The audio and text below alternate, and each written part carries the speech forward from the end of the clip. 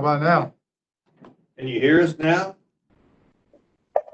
Yes, now I can hear you. All right, great. What'd But you click?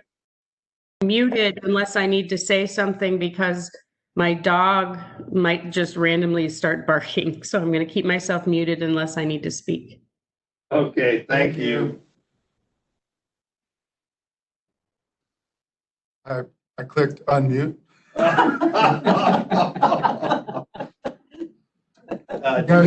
Do you have Bob's text?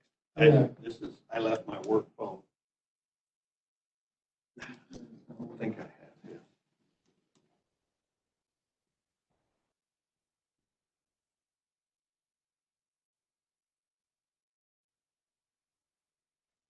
And so we can keep moving. No public comments? Any public comments?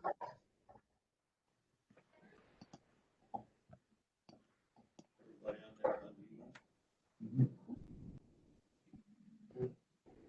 One more time, it should be good to go. Do we have any public comments on WebEx or upstairs, please?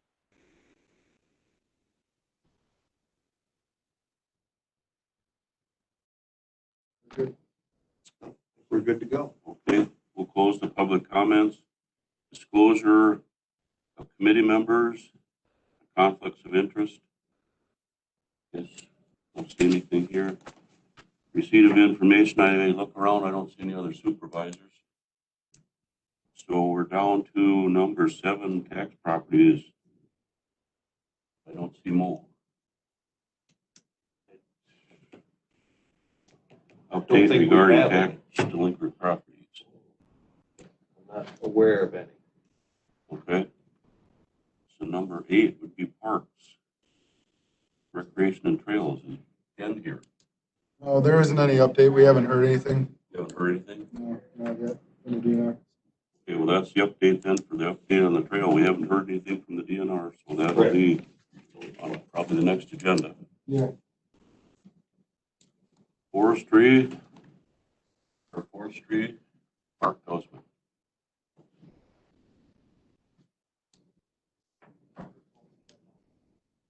You don't need No, one. you don't need one anymore.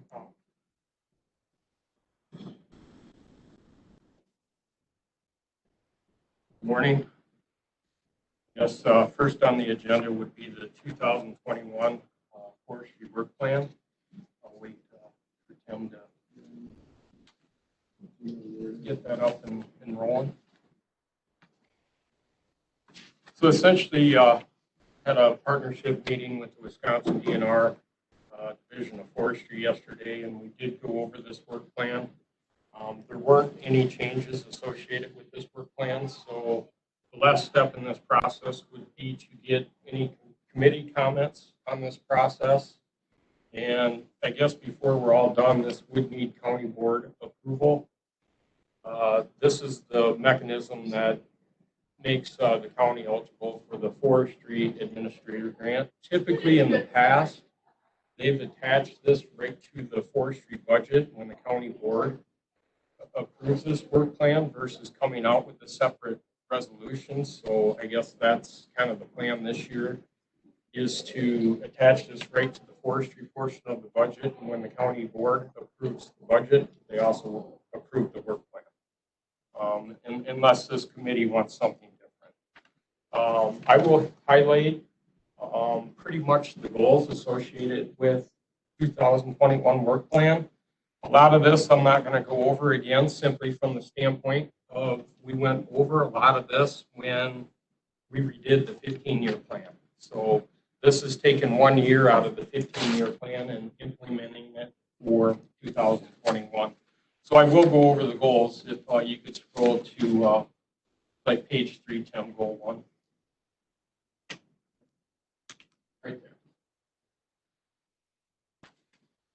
there. And this is a common goal every year. Basically, next year we're looking at establishing about 411 acres of timber sale establishment, setting it up and selling it and making it available to producers.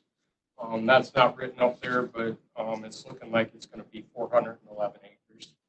Scroll down, Tim, to goal number 2. bottom next page.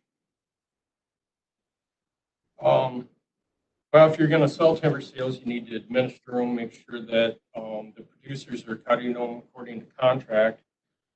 So administer all sales sold. Right now, there's 14 timber sales on the books, 3 active sales. The 14 sales on the books were $291,000. So when I say administer timber sales, I guess that's what I'm referring to. Next year, Polk County, as well as Chippewa and Eau Claire counties are the lucky ones.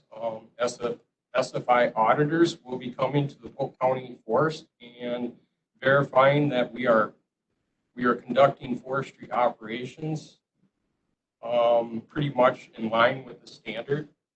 This doesn't occur every year, but next year they will be coming to visit me and making sure I'm doing things up to the standard. Goal number 4, keep all inventory information less than 20. This is a state standard. Their expectations are to keep all the inventory information. So all this is there's information tied to the 17,000 acres of the forest. I have to keep the information updated. So in essence, I'm visiting at least a portion of the forest at a minimum of every 20 years. So basically 2020, that stuff has been completed. We're a little bit ahead of the game in 2021. You scroll up a little bit, Tim. Keep going. Yeah, I'm on 4, so go to page 6. Thank you. So basically, we keep plugging away at the oldest inventory.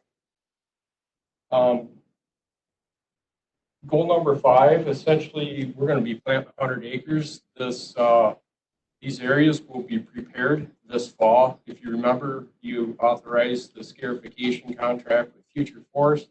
Essentially, we'll be preparing 100 acres of, it's like rototill in the forest and making a nice row where the tree planters can come in the spring and place a tree in there. So trees will be coming in spring and we'll get them in the ground.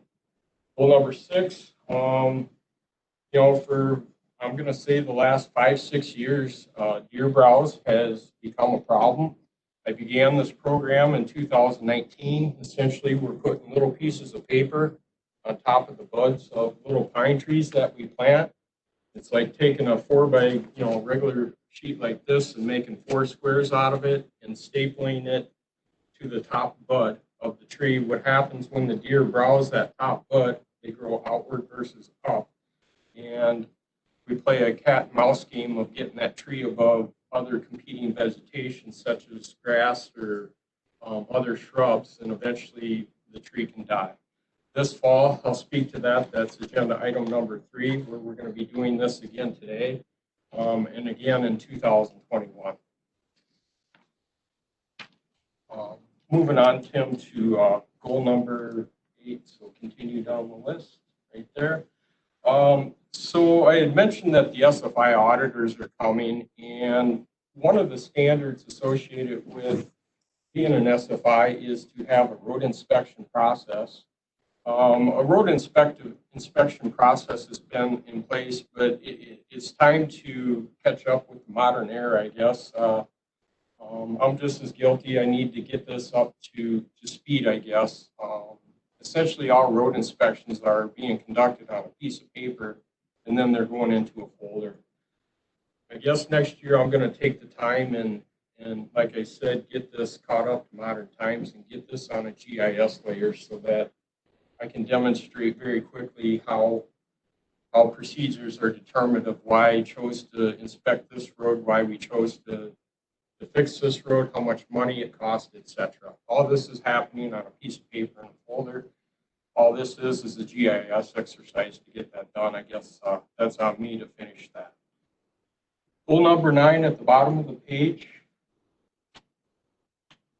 Part of the process of updating the 15-year plan was basically there's recreational activities occurring.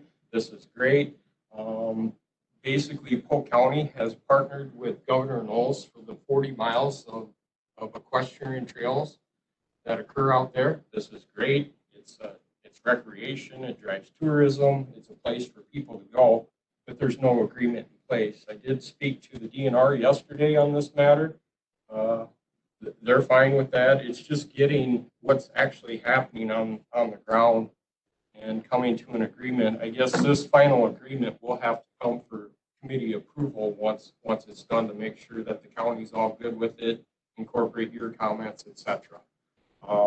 I guess I'm giving you a heads up. In 2021, you're going to be seeing some type of agreement for the equestrian trails and the ATV loop.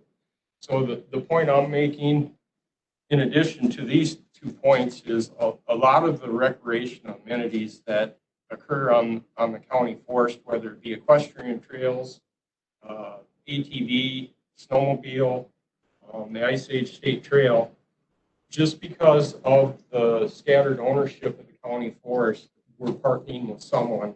In the case of snowmobiles, there's snowmobile trails on the forest. Well, they have all kinds of easements with private landowners to make the system work. And all we're doing is getting this in agreement. So, any questions on that? I see some interest or some doubt, I guess. Still good? Yeah. And moving on to the next page, Tim. Began this in last year. This was also in last year's work plan. We're trying to keep invasive species off the forest. We're lucky being a further north county, and we don't have many problems. So Paul and I discovered a 3-acre patch of buckthorn on the county forest, and we're trying to eradicate it so it doesn't spread like wildfire per se. I did treat it this year with herbicide. It's pretty brown and dead, but the seeds are pretty prolific, and the seeds can be viable for 9 years. So I'm going to have it on my eye, and it may be appearing in this work plan for quite some time. So rather be treating 3 acres than trying to be dealing with 1,000 acres. So, and the last one, I guess this is kind of up in the air, I guess, the actual timing of this. I guess part of the 15-year plan, there was some changes that were made within the plan itself. This exercise would just involve making the ordinance that pertain to whether it be the parks or forestry. We've got to decide how we're going. And we actually have it on the environmental services work plan beginning in November. I guess this is on here, and I mention it for the sake of when the 2021 environmental services work plan is prepared. I guess I'd like you to consider this, putting it on the agenda. Again, all we're trying to do is make what was written in the 15-year plan and incorporating that into the ordinance associated to what's posted out on the website. So rather than taking 300 pages of the 15-year plan, we're trying to put this in the Polk County ordinances so that the public can easily see, in a 3 or 4 page document of what the rules of participating in the county forest are. That, in a nutshell, that's what we're trying to do. So, for instance, there's a resolution that they can have a tree stand in the county forest, but they need to have their customer ID tag number on there. That's a county board resolution. It's in the 15-year plan. It's missing from the ordinance. So we need to get that stuff in there, would be one example. So, and finally, miscellaneous task, which towards the tail end of my presentation today concerning H, we're going to be going over kind of a potential land purchase. So any questions on the 2021 forestry work plan before I move to the next agenda item? And go ahead, Supervisor. I'm just going to back up for a minute on the uses, in the county forest. And we have the new ATV, UTV committee, subcommittee created. And we have some of the experts here. I just, at some point, we're going to have you ask you to come to the committee and discuss some of the uses, if we could. Okay. I will say ATVs, the recreation is allowed.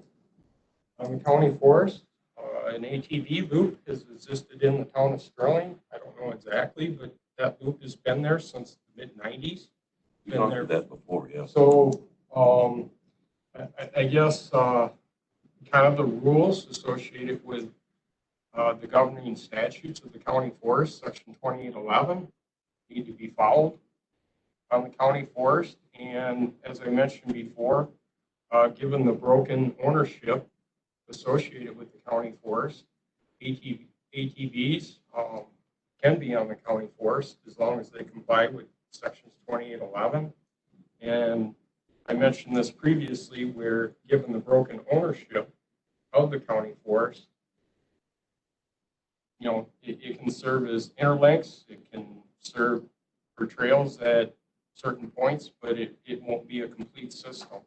We're either looking at dead-end trails without partnering with private individuals, other state ownership, or closed-loop types of systems similar to the existing ATV trail network. So to get an actual trail system, it's going to require partnering with highway, townships, other private individuals, etc. That's fine, that's what we'd like to incorporate into our thought pattern. But that is, I think, one of the goals of ATV, UTV, and PTAG is how do we find opportunities to connect things. Yeah. So we'll look at options beside the normal, we don't have forest land there, county forest, but whether it be private, right of way, connecting on roads, that's a good objective. Any other questions on the 2021 work plan? We'll need a motion to get this approved by the Environmental Services Committee, and then we'll include it with the budget packet to get it approved through the County Board of Supervisors. So if I could have a motion. I'll make a motion to approve this plan. Do we need All more of in that? favor? Do I need like a vote? Yeah. Yeah. Do we need a second then, Tracy? We did, okay. We have a motion to approve the 21 plan and a second, and so all in favor, please say aye. Aye. Opposed, same sign. Thank you. Moving on, just wanted to mention briefly that I plan on applying for the variable acreage share. What that is we have taken this loan out the last 2 years, and previously this is something the Forestry Department has taken out probably for the last 10. It's an interest-free loan to support operations. I guess it's about $8,200 interest-free. It is paid back as we cut timber. So if I get a check for $10,000, I deposit 30% of that check, pay the townships for severance, and then the 20% of that check, so in this, my example would be $2,000, gets put into a trust fund, and then as we cut timber, the state bills us. So essentially, you guys have approved it every year. My plan is to use it for reforestation, both tree planting and bud capping in 2021.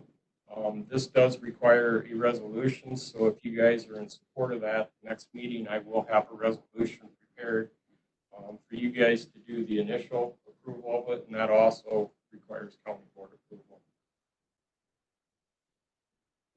Okay, so next meeting I'll bring a resolution in regard to that. And then moving on, this will be a quick agenda item also. I did send out bud capping bids to 5 contractors. I received 1 bid from Northwoods Forestry for $124.75. Basically, I'm looking to do, my cap is going to be $8,000, given that it's above $5,000. Just like to get your support associated with that, with continue bud capping here this fall yet. I guess I don't need a motion or anything. I'm just, more of informational type of thing. So. It's that piece of paper you talked about earlier. You click on. Correct. So So that'd be so we're gonna be doing this bud capping in 2020. We did it in 19. We'll be doing it in 2020, and then we'll be doing it with the new trees that get put in the ground in 2021 for 2 years. So we'll be doing it through 2022, if not longer. When do you do that then? I'm sorry. When do you do it? When do you do that? Basically, the preference of the people who do the bud capping is to do it when the vegetation dies. That way it's easier to find the tree and a little cooler, et cetera. So typically it's done mid-September until the snow's too deep. I get a little nervous if they don't start until like the end of October, because you get in that time of year, you get a foot of snow and you're done. Yeah. So 2 years of bud capping, it's a tree falling out. yeah, so here's the game. I don't really have an answer for that, but if you bud cap them 1 year and they're looking good, so essentially stuff I did that was planted in like 2018 has been browsed. The trees are about this tall. The stuff that went in the ground in 2019 that was bud capped in fall of 2019, the trees are yay high. It's like, do I bud cap these or not? Because yes, they're above the competing vegetation right now, but if they get browsed this winter, I'm going to be scratching my head. I just wasted a bunch of money in 2019 bud capping. So I don't have the answer to that, and it's kind of the head scratcher, but good question. Most people who are bud capping are doing a minimum of 2 years on jack pine. Some folks are doing 3 to 4 years. So, any other questions? Otherwise, I'll proceed to the next agenda item. Yeah, if you could get McKinley. Yeah, you're on it. Thanks, Tim.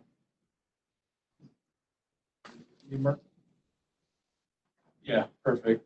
So essentially, the next agenda item, as well as other items, basically every now and then I get phone calls associated with individuals who are selling their property and they want to sell it to the county, or at least give the county a chance to sell their property to the county forest. I get calls throughout the year. I don't bring every one of them to this committee. I don't call people up and say, hey, do you want to sell your property to the county forest? These calls are coming to me. I'm not out soliciting, hey, if you want to sell this 40 to the county forest. That's not happening. This individual contacted us. I looked at it and it's like, yeah, I better bring that to the committee. And I guess we're at the point now where I'm trying to give you the initial information so that you guys can make an informed decision of whether you want to tell me to proceed or no, we're not going to be going after that. And that's what I'm going to be going over this. And I will need permission to proceed, or I need a no to stop. We're not going to pursue this land purchase. So the first slide here is just to kind of hone you into where we're talking about. We're in the northeast part of Polk County. The green would be the forest land. Next slide, Tim. And scroll down a little bit. So we're zooming in a little bit. I'm trying to get you where we're talking about. Essentially, this property is a little more. There we go. So it'd be east of County Road O, south of County Road W, and north of 270th acres. And basically, as you can see from there in the red, would be the property that we're talking about. I guess the reason, zoom one more, next page. So all the surrounding green is already county forest It would land. be Polk County forest land. And then next slide and a little bit up. So I'm trying to provide you again, the green would be Polk County forest. And here's an aerial photograph with the proposed purchase in red. As you can see, this property is a little bit of, there's a lot of lowland and there's upland. And get that in mind and we'll move on here. So everyone good with where we're talking and the piece of property? And next There we go. So basically, the information I know now is essentially the piece of property is almost 80 acres in size, has 35 acres of upland, 43 acres of wetland. I have not walked this piece to this point, I guess, trying to get a decision before I put any more work into this. The reason the county would be purchasing this is because that little stream that flowed through there is the Clam River flowage. That is a trout stream. 2019 taxes were $1,600 and $64.08. I did talk to the town of McKinley associated with their feelings if Polk County Forest was to proceed on acquiring this piece of property, and they said that they don't have a problem with it. That's always a thing to be cognizant of, is when we enter property into the county forest, we're taking property off the tax rolls. I reached out to the town of McKinley and they don't have a problem with it. The 2020 assessed value was $101,200. Essentially, that doesn't mean we're going to purchase it for that. I'll get to that later, but I'm just trying to give you information about the two parcels of land that we're talking about. So the reason I'm bringing it to the committee today is, I know I bored you with the 15-year plan, but if we go all the way back to chapter 400 associated with the 15-year plan, I'm paraphrasing a little bit associated with the priorities of the county forest and what we're going to purchase. And I listed all the priorities of the county forest that were kind of set with you folks. And the ones that are highlighted are the criteria that this property meets.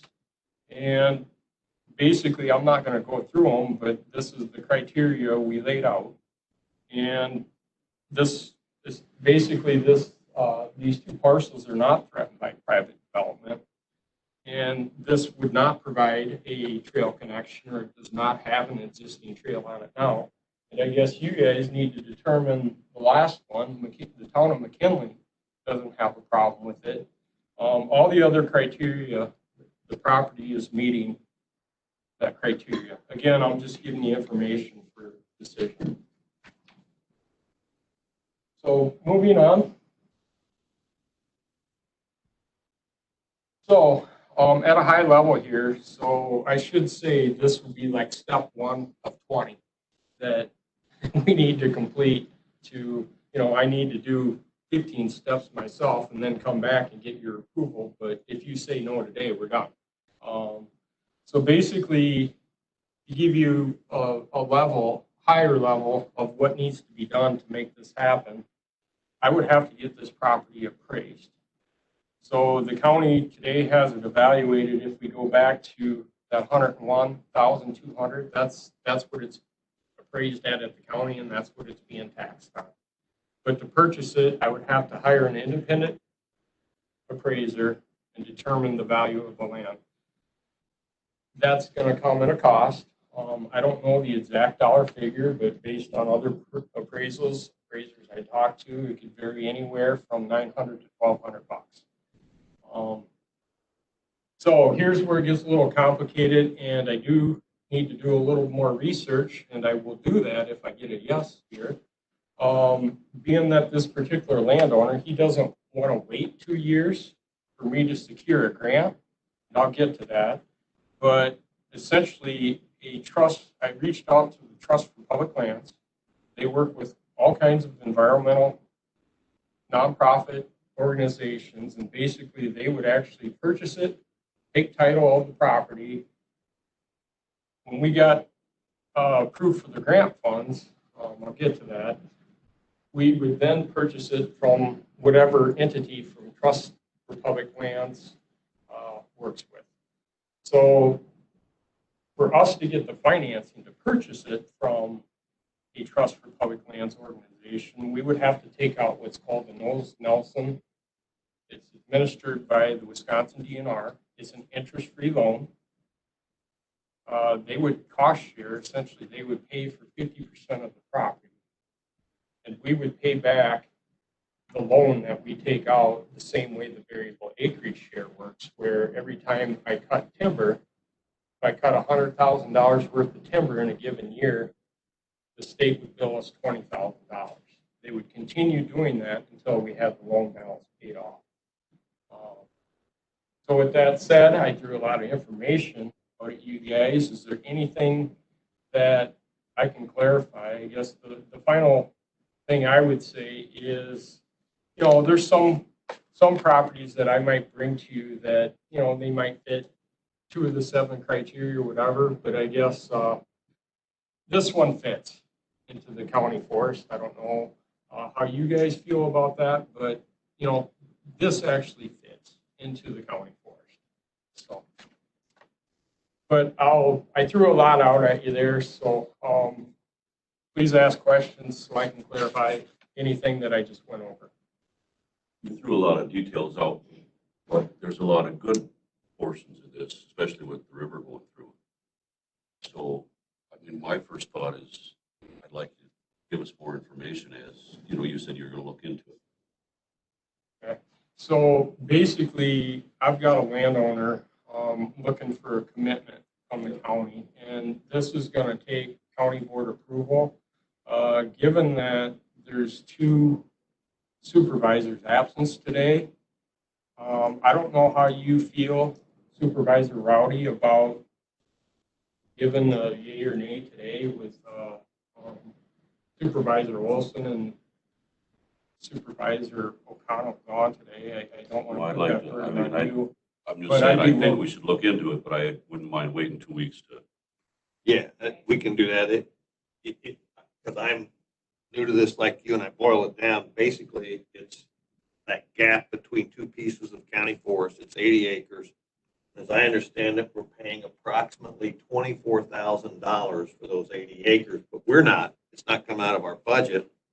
It'll be coming from your timber sales, and it'll cost $24,000. So in that respect, I go budget impact, none, really. And if it meets some criteria, there's some value, but there's no reason we can't wait 2 weeks or. So let's say the appraiser comes back and it's going to cost $150,000. So I would apply for a Knowles Nelson stewardship grant for $150,000. Basically, the DNR would pay for $75,000 of that. The county would have to pay the other $75,000. So we would have an interest-free loan of $75,000. And as I cut timber, let's say year 1, I cut $100,000 worth of timber, I would have to put $20,000 into a trust fund. The DNR would bill us $20,000. And we would apply that $20,000 to the loan. Now, which could happen given that this is a small forest, let's say cut $0 worth of timber in 2022. We get no bill that particular year. So in a way, I guess how it impacts the forestry budget would be, instead of a negative levy of $50,000, we may have to bump that back to $30,000. So in a way, it does kind of impact the general fund in a kind of roundabout way. Any other? Yeah. I'm not trying to be negative, but I think this is a good plan. But you haven't walked it yet. I'm just curious about the timber sales, what's on there, that kind of thing, because you talked about lowland and they showed the picture. You could go back to that slide that he was zoomed in. Excellent question. I guess not only is timber a mission of the county forest, I guess if we were buying this to help support the timber that we cut, there's going to be a little bit of timber harvested on this tract of land, but let's face it, it's mostly wetland. I guess the reason that we are pursuing this would be the other missions of the county forest, which would be to provide recreation. I mean, people can trout fish there. The other thing would be, another mission of the county forest would be to protect water quality. You know, we've heard through CAFOs and all of that, the importance of clean water in this county. So The trail from Mackey Lake. yeah, so if you go back up one more time, thanks Tim for jogging around here. If you go to this piece right here, this 160 right here, that piece of properties was bought in the 90s through the very system that I'm referring to. Same piece, you know, this particular 40 right here, you know, it fit with the rest of the land purchase, but it was access to Mackey Lake. The public now had access to Mackey Lake. And the other thing that purchasing this property did is gave access to this portion of the county, the southern portion of the county forest right here. So on, you know, that one had protect water quality, gave better access, did provide some timber value. That's at that particular time, that's why the county board decided to proceed with that purchase. So the other point I want to make is basically, you know, we look at these scattered ownership patterns. I guess this does demonstrate that property does come for sale and we can block up the forest. Basically, in terms of me administering the forest, when I set up a timber sale, it's a lot easier to manage blocks that are tied together than these scattered 40s, because there's a lot more property line work that needs to be done before you cut timber sales or whatever. So blocking of the forest, again, if we go back to chapter 200, we drew a big, I don't have that on here, but we drew a big circle or a line of, if properties come available within this blocking, we're going to pursue, subject to environmental services and county board approval. Sorry, that's a long answer here. Well, that's good. That's fine. So we're saying if we wait 2 weeks and then give a nod, then you can move forward, right? That's whatever this committee is comfortable with, I guess, given that there's 2 supervisors absent. You know, I would hate to tell this individual that, yeah, Polk County is interested in it, pull it off the market because we're serious about buying it. And then 2 weeks go by and, you know, other supervisors may or may not have concerns. Has he got it on the market now? What's that? Has he got it officially on the market for sale? Yes. Oh, But, you know, it's, I don't want to put you guys in a situation that you're uncomfortable with. I guess I am going to call this individual up after this meeting and give him an update where we're at. I told him I'd keep him in tune to the entire process. So with that said, though, I don't want to put you guys in a situation. It does me no good if I get a yes today and then it's halted. That kind of messes me up and messes this individual up who's trying to sell his property. So at this point, maybe the best thing is to wait. I don't know. That's up to you guys. So. I mean, is there any way we can have a, like, pre-supervisor approval waiting for 2 weeks, but you can say that to, you know? That's information I can give this help to particular. move forward. That would be great information because I can say, well, unfortunately, there's 2 supervisors absent today. They had prior commitments, and the supervisors who are at the meeting today are in support of it. If that's the case, that would help my cause, yes.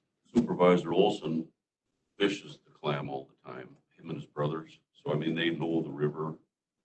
I don't doubt he probably knows the land. So but I would like to, I don't want to say we'll wait 2 weeks and then it's gone. yeah, You know, that would I be like that idea. unfortunate. I don't think 2 weeks is jeopardy. I mean, if I could say today, yeah, the supervisors who were at the meeting today showed interest, support for it. Unfortunately, there is 2 supervisors gone. It's looking like we're interested, but you give us 2 more weeks. That would help, wouldn't it? Yeah, that would help. And then between now and then, Mark, could you go out and look at it to make sure that it's something? I just didn't want to waste, you guys could have said, no, don't. So I mean, if there's support, yes, I'll do that and give you additional information. And incorporate it in 2 weeks. Okay. Thank you. Do we need more than that, Vince, you think? No, I think that's good. And then the last agenda item, and then I'll get out of here, will be associated with kind of some market conditions that are occurring that I'm trying to traverse, keep forestry operations going, etc. More information, I guess. There's not anything you guys need to do, but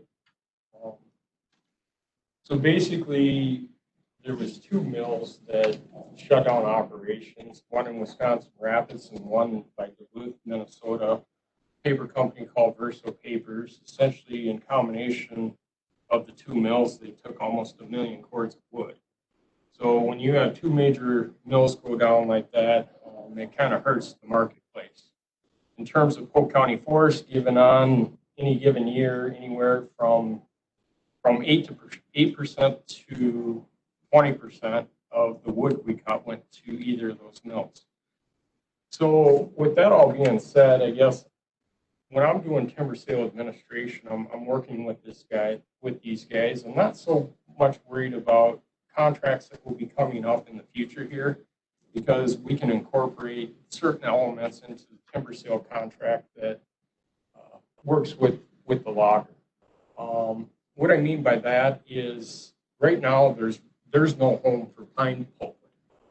And one of the things that I'm doing is I'm lightening up on the utilization specs. If you look at our contract, essentially they're required to utilize every tree down to a 4-inch top. One of the things I'm going to be doing is I'm probably going to be moving that to a 5-inch top. And what I'm trying to do is show some flexibility with these producers so that I can keep timber sales going, income coming into the county, while not wasting the resource. I'm trying to find that balance. So that's what I'm doing there. One of the things that will help is maybe I'm looking forward to brighter days, etc. But I am offering the contractors who are requesting it, particularly in the pine timber sales out in Sterling, where it has a lot of jack pine on it, I'm offering them 1-year free extensions. If you look at our normal timber sale contract, they've got 2 years to cut it. If they don't get it cut in that 2-year period, then what they're paying for stumpage goes up by 10% to get another year to harvest that timber. So that is something I'm going to waive just in light of kind of the disruption that is occurring in the marketplace. So more information. So if you get calls from producers or whatever that I'm not being too nice to them, well, these are 2 things that I am offering the stumpage purchasers within the Polk County Forest. So that's all I have. Any questions on that? Thank you. Thank you. So next meeting, I will be bringing resolutions for variable acreage share, and we'll be going over this potential land purchase. And I will scope that out and have more information on what the timber types are. Thank you.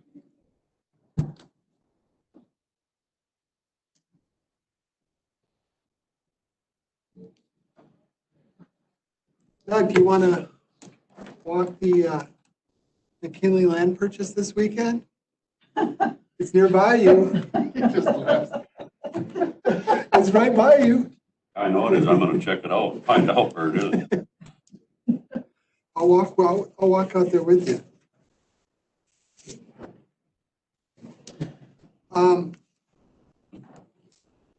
We have 10 minutes till the public hearing, Chairman Rowdy. If you'd like, I could do a quick update on upcoming meetings, or we can wait for later. That's fine.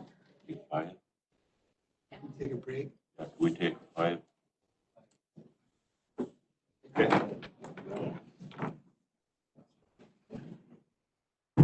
So, a break until 10 a.m. Yeah.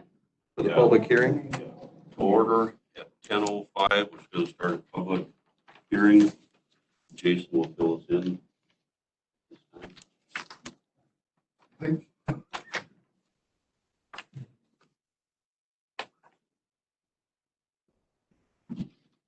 All right, so this public hearing is a rezone request by Five Flags Golf LLC.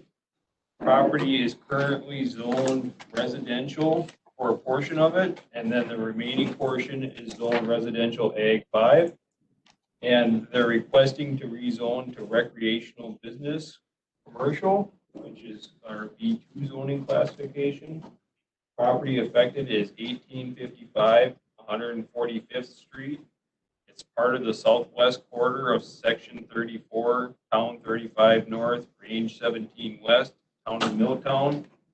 Parcel numbers affected are all of parcels 040, 011, 33, 000, this part here. And then the westerly 300 feet of parcel 040, 01132, then 4 zeros, and 040, 01146, 0000, then the south one there.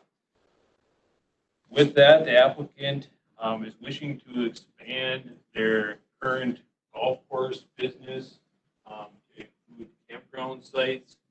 I believe that they have obtained approval from the DOT for driveway access to come through this narrow piece of land to get back in here. So that would be the main point of access. That strip is roughly 66 feet wide, and that which would be wide enough to be a town road. The property doesn't have any floodplains or navigable waters on it. There is one small wetland that is up in about the area there, but it is undelineated, so boundaries are unknown, so it's a really small wet spot.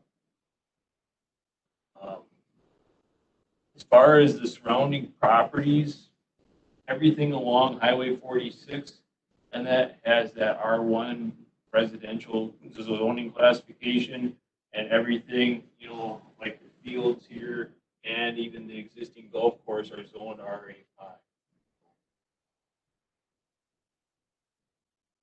The property, once it's zoned to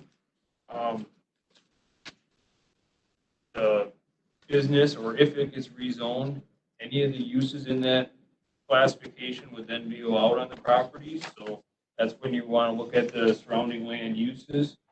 And there's a little bit of commercial to the north in that, up by the Unity Clinic in that area.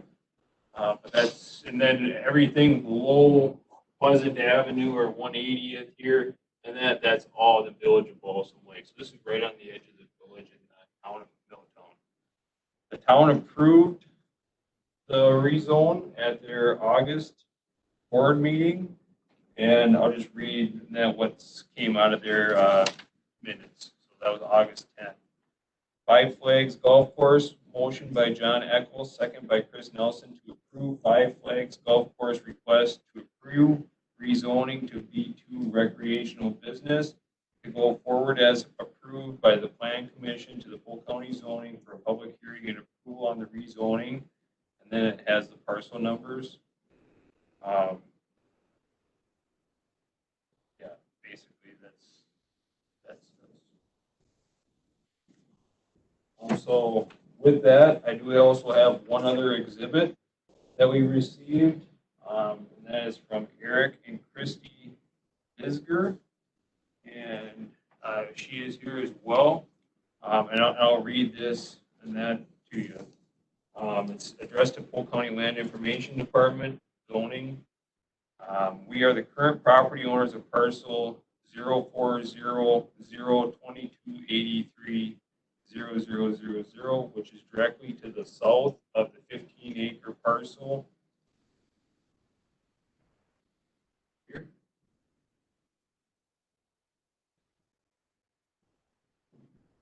which contains a 100-foot wide strip out to Highway 46. It was brought to our attention that Five Flags is looking at putting a campground in on this part of the land and placing a road into the campground on that 100-foot wide area. We are very much against this, and here are some of our concerns. How many campsites are they planning to place in the campground? Who will be monitoring the campground? Who will be responsible to ensure there is no littering or garbage blowing around that can blow into my wooded acres? Concerns with trespassers onto our land. Who is covering the damages if there is any to my land? The county or Five Flags? Fencing on the property line. Fire dangers with campfires. Who is monitoring? Will the driveway be adequate for fire trucks? Has the land been surveyed? For the road going in, there will be adequate runoff and that a ditch put in. Has an engineer drawn up architectural plans for drainage for the driveway?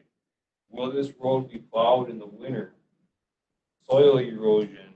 What is the soil like? Is it highly erodible? What is the topography like in the area they will be placing the campground? Will there be water, sewer, and electric hookups at sites? Has a perk test been completed? Why bring the driveway in off of 46 and not use what appears to be a driveway on the north side of the clubhouse? Safety issue with another driveway on 46 near the hill. When you are planning on voting on this, and that question mark, and do we have time to consult a lawyer? Question mark. And again, that was Eric and Christie. So, clubhouse, is right here. Clubhouse. And the property has not been surveyed. Going out to Highway 46 there. That parcel has not been surveyed. It's not been surveyed. All I have, Mr. Chair.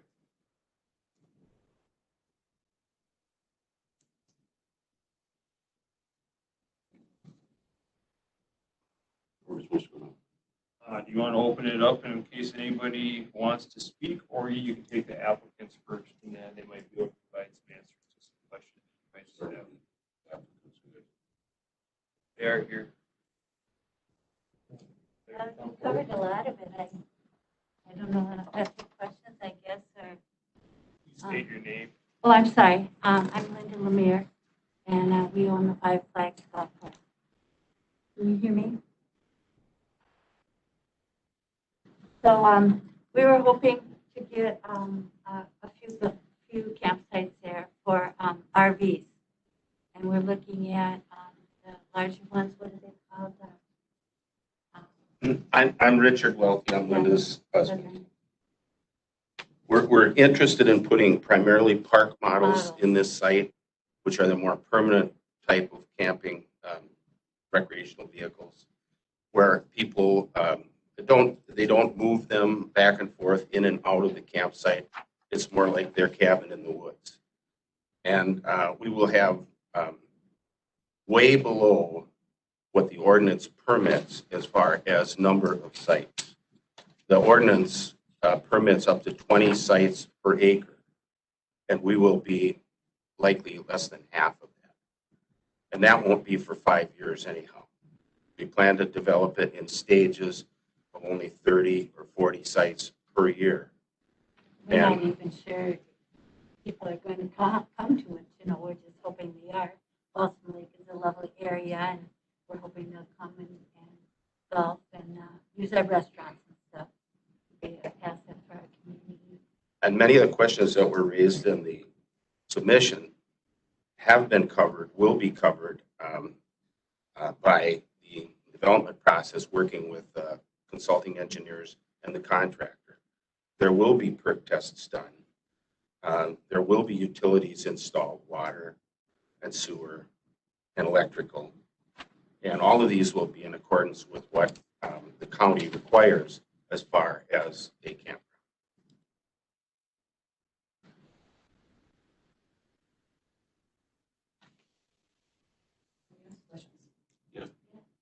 And you said that town of Balsam Lake has already approved this?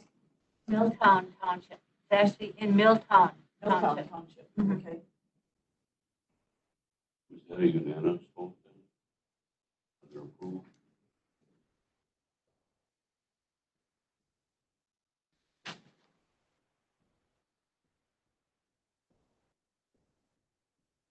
Doesn't say.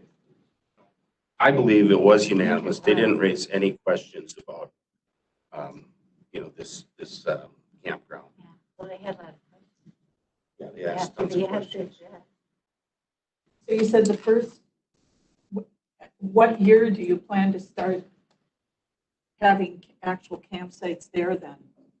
We'd Well- like to start Yeah, go ahead. putting in the road this fall, if we get that far. There's a lot of regulations and things.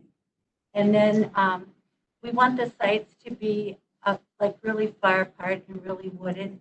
So that's why we don't really have a plan yet. We're going to go into the woods. We want to leave as many trees as we can.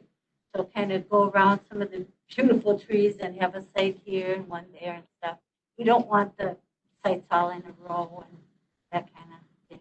But they'll be big sites because like Steve and Laura Williams, their camping area is smaller and they can't take in the larger campers that are built now. So we're going to make all ours large and seasonal. The section that's to the south coming off, what you say, Jason, was that 180? Yeah, 180. Is there going to be any access down on that, on 180? I don't believe we can not have in the plan. access It's not in there. the plan. No, that's already the golf course's land, but up here, up in here, it's really quite low, and down in here, it's kind of low too. So the best land is kind of right in here, so we'll be coming in here and putting them probably right in this area. Maybe, maybe a little bit up here, excuse me. a little bit.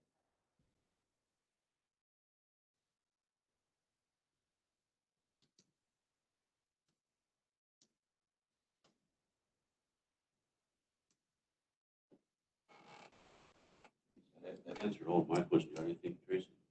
This isn't just, you're not expanding the golf course portion of it. This is just total camping space? Is We're that- actually taking some of the golf course land. The golf course is long and narrow. It starts up here and it comes all the way down here. But this part was left as tree. It's all woods here. And they were going to have lots, I guess, or something. Nothing ever got improved there. So it's just all trees and the golf course doesn't even use that. So we were thinking about putting some campsites there when this property opened up, and this would be such a much better access to the property. And beautiful land. Jane? It's just beautiful. So why can't we use the driveway that goes into 5? You gotta wait until you're up here. No, I'm sorry. It's all being. I called that. on here, so,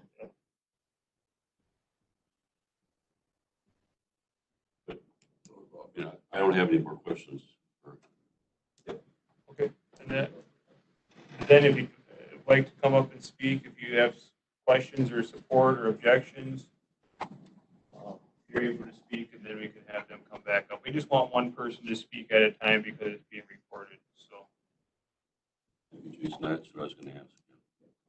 I'm Jane Smith. I own property in that area, or we own property in that area. I'm just curious why a new driveway as opposed to using the driveway that comes through 5 Flag? Because that's pretty much already cleared, I think. Somewhat. Okay. Yeah. Let me answer this. The driveway that is existing along the north edge of 5 Flags was really just an area that was cleared. And there really isn't a road bed there. And the vehicles that will be coming in there are such that they're long. They can be 70 feet long. And we determined that that wouldn't be appropriate to use that strip because it's farther to get into the property. And the narrow strip of land that goes out to 46, it's our understanding, was placed there so that a driveway could be built there. And if it wasn't for the fact that Linda bought the property and that driveway strip was not there, this would be a landlocked piece of property. So it was our understanding that it was put in for that intention. We found out in working with the state that didn't automatically grant us the opportunity to put a driveway there. We had to apply for that. So we did apply to the state in their office in Spooner to get a permit to put a driveway on that long, narrow strip of land, and it was granted. So it's just really for practical purposes. It was laid out so that it'd be a driveway, and we thought it made the most sense to use that. Otherwise, people coming to the campground would go 2.5, 3 miles farther to get to the driveway entrance to get into the campground. So it was just practicality. Is that piece cleared now as a road? No. All heavily wooded. So all it really does is save a little time. Where we come down for the golf course. You're coming down 46, and this is the school in here. Yeah. So you come down around the school, or on the south side of the school, then back down here. And then that little road or driveway thing is in here. And then this is all that lowland in here. So it actually kind of stops in here, and then back in here, there's a little bit of it.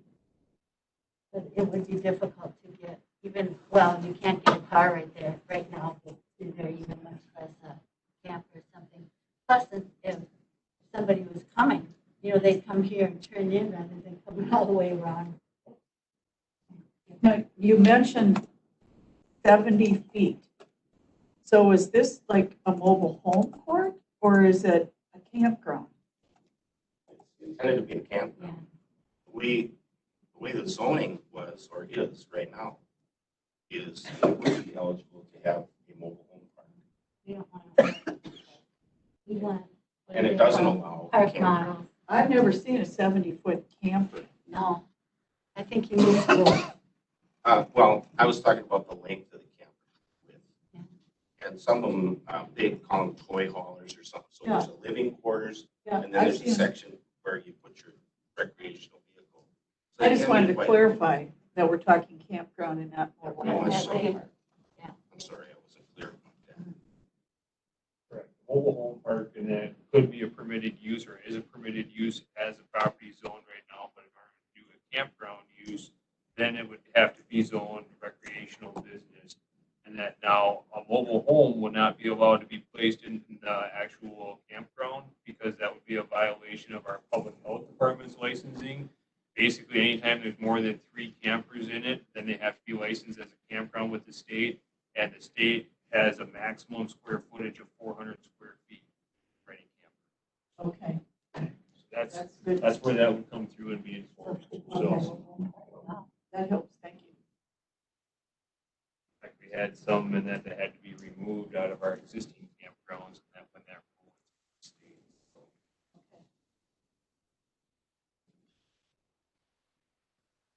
anybody else that'd like to speak?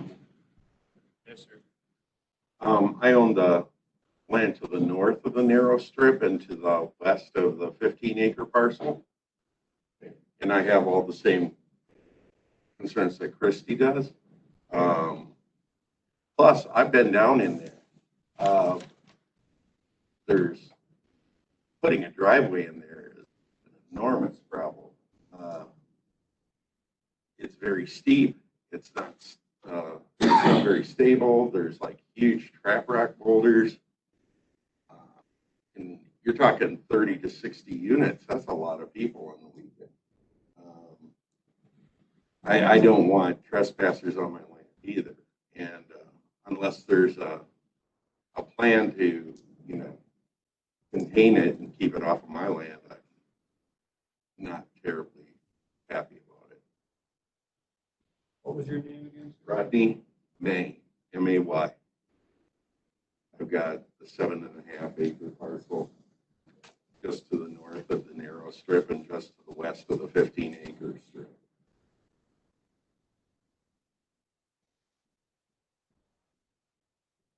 As the woods is now, it's dangerous. There's trees hanging in trees from those storms. And it's not a level area. It's very steep. I don't know how you get a camper in there without a huge amount of work.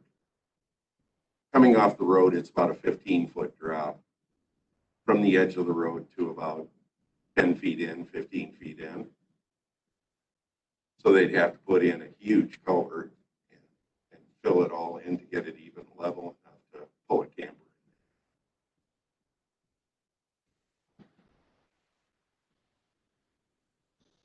I guess I would just, do you have any thoughts on that, building your road? We do know that we have to put in a culvert. The ditch kind of comes down right in that area. So yes, we have to have a culvert in there. And the DOT knows that too. And what else was it? Oh, we're required to put a 40-foot buffer between any of our camper or anybody else's land that can't be built on.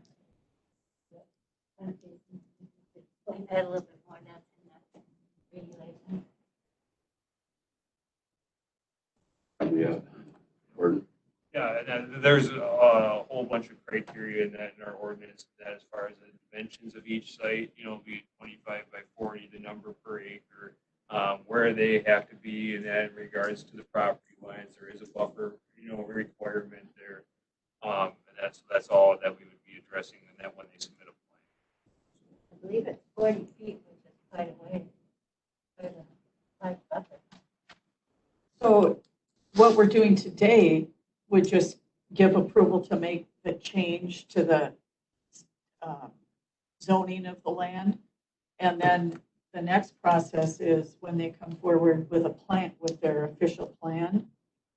Correct. It would be just an administrative review at that point, though, in-house, and that wouldn't come back as a CUP and that to the committee. And that, so basically, if you guys give blessings today, and that for the rezone, and that would be already approved then to be a campground, as long as they meet the requirements in the ordinance. So, and that the main thing, not to get lost in the weeds, and that with a lot of the physical property features and that kind of stuff.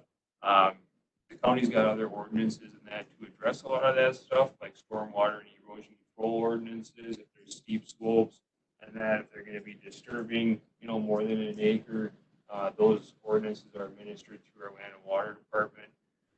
So that's kind of addressed through that side of it. I mean, if you guys didn't want or didn't feel comfortable deciding today, I could definitely go up to the site. I could do pictures and that so you can kind of see what it's like. But again, that the zoning of the property should be more concentrated on the surrounding land use, how the properties around it are being used, the existing land use of the property, and that as it is today, and that if there's any public infrastructure concerns in that from like a town or anything about roads, especially if we were talking about a gravel pit or something like that, and then how well it matches with the comprehensive plan of the county, and that for what we want our areas to look like 20 years from now.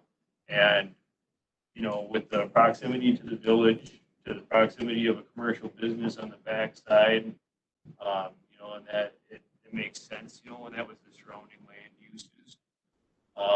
The road in that there, I mean, that it's usually better in that in a town's eyes if it's, got access coming out to a state road and that rather than town road and that for their road abuse or traffic levels. So the existing land use of the property is just wooded, so maybe beyond the edge there, that's why they're here to be rezoned.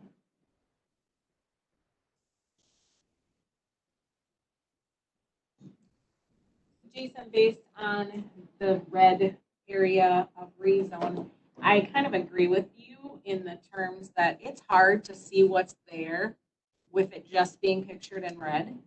And I kind of have the same thoughts as the ones in opposition of this? I mean, there's a lot of unknowns. I mean, I think if you were able to look at it and to take pictures and bring them back to us, I think we maybe would have a better understanding of kind of what's all being, proposed here. And is that going to be a town road or a private road?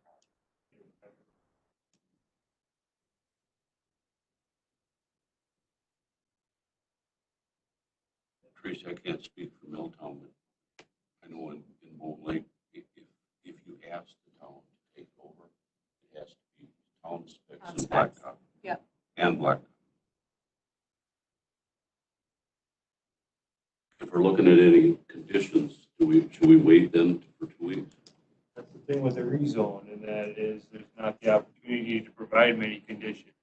So, and that No, I was just, basically- all I was asking, it doesn't even have to be a condition, but I have problems with trespassing, but you can mark all of the lines.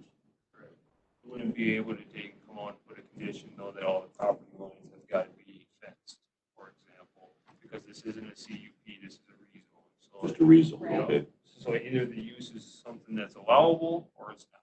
So, and there's, like I said, all the other county ordinances and rules that kick in, and that to regulate that stuff. I'm not against it. I just feel that we just need a little more information.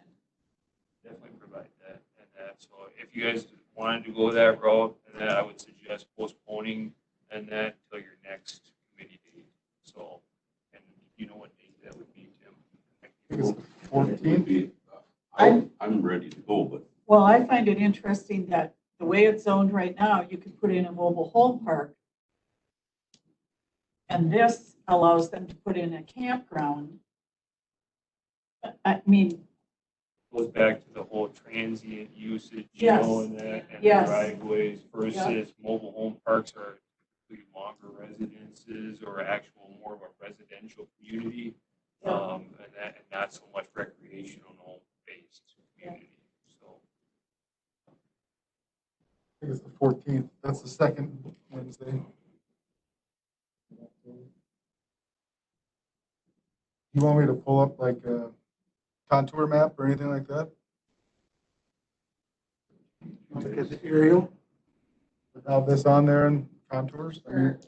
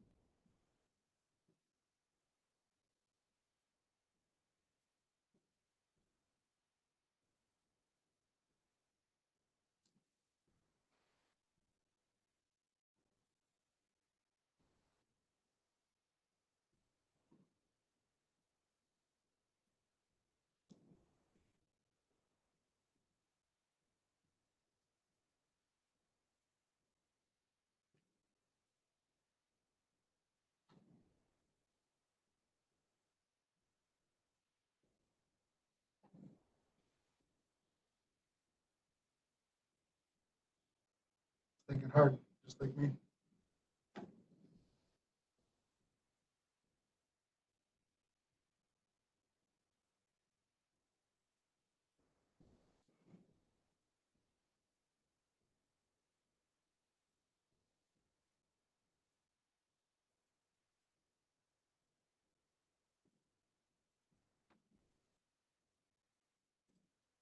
So there's a little bit of a high spot here.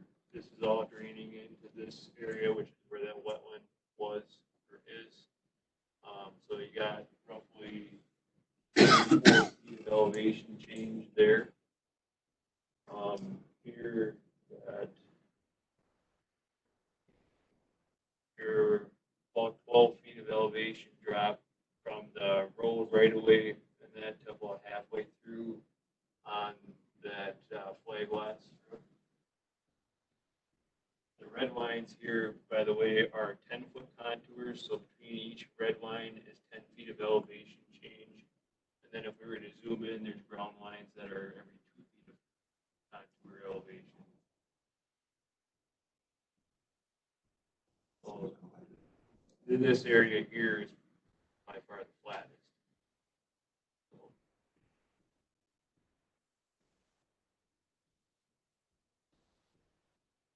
All right,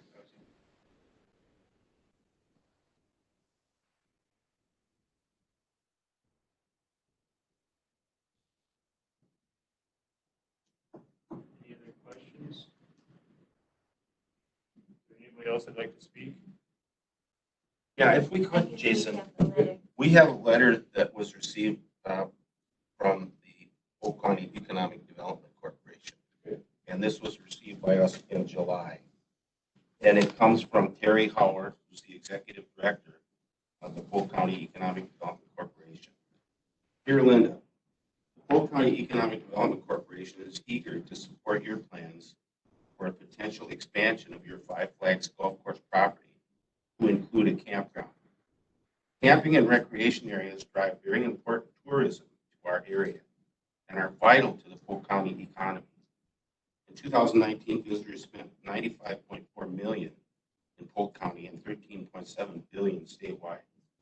Plus, the tourism economy in Polk County generated $9.7 million in the state and local revenue taxes and provided 1,172 jobs in Polk County. And with the COVID-19 virus having such a large impact on local economies, initiatives like you are developing will play a big role in our local community and economy for many years to come. Polk County Economic Development Corporation supports and appreciates your contributions with your current property of Five Flags Golf Course. We look forward to helping you in any way possible to help in the growth and development plans. Now, the understanding, of course, is this is the economic development folks who want the additional revenue and all that stuff. And it's up to us and what's in the ordinance to protect all the people of Polk County against trespassing and litter and erosion and things like that. And we think that that's going to happen. And that Polk County will take care of the interests of people of Polk County. Is that a copy by chance? Yeah. Yes, and then I would like to mark that as exhibit. Mr. Chair, this would be exhibit 3, that letter from PEC. Exhibit 1 was the town board minutes. Exhibit 2 was the letter that I read.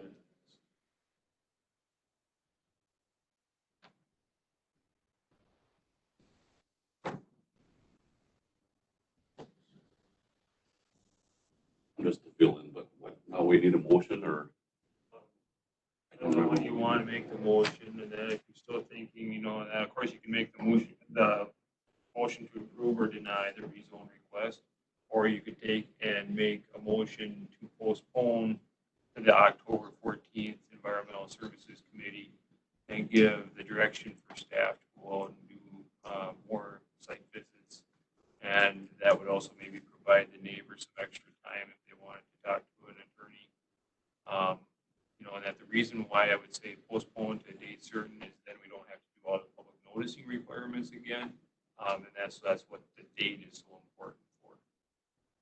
I make a motion, we postpone until the October 14th meeting, so we have a full committee and having staff,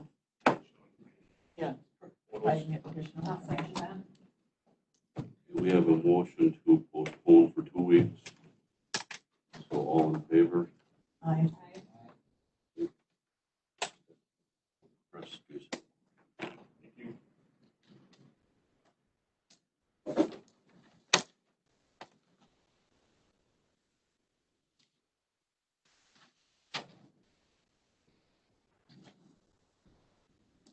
Now we're up to number 11 for the division update.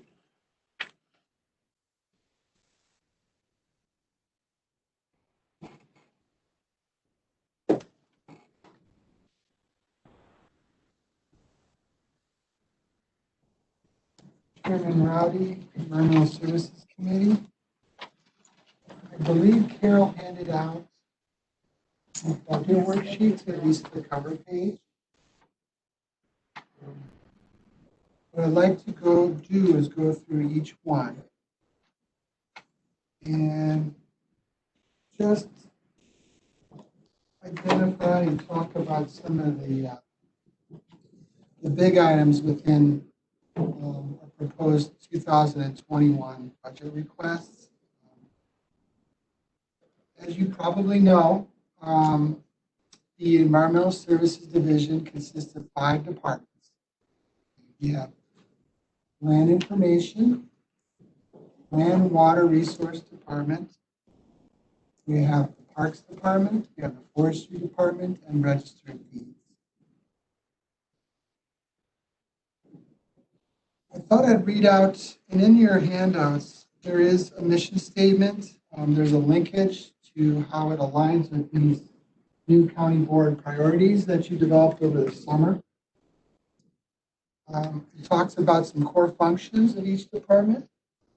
And then there is an abbreviated general ledger or income statement of not only past budgets, but also what we're forecasting this year, as well as subsequent budgets.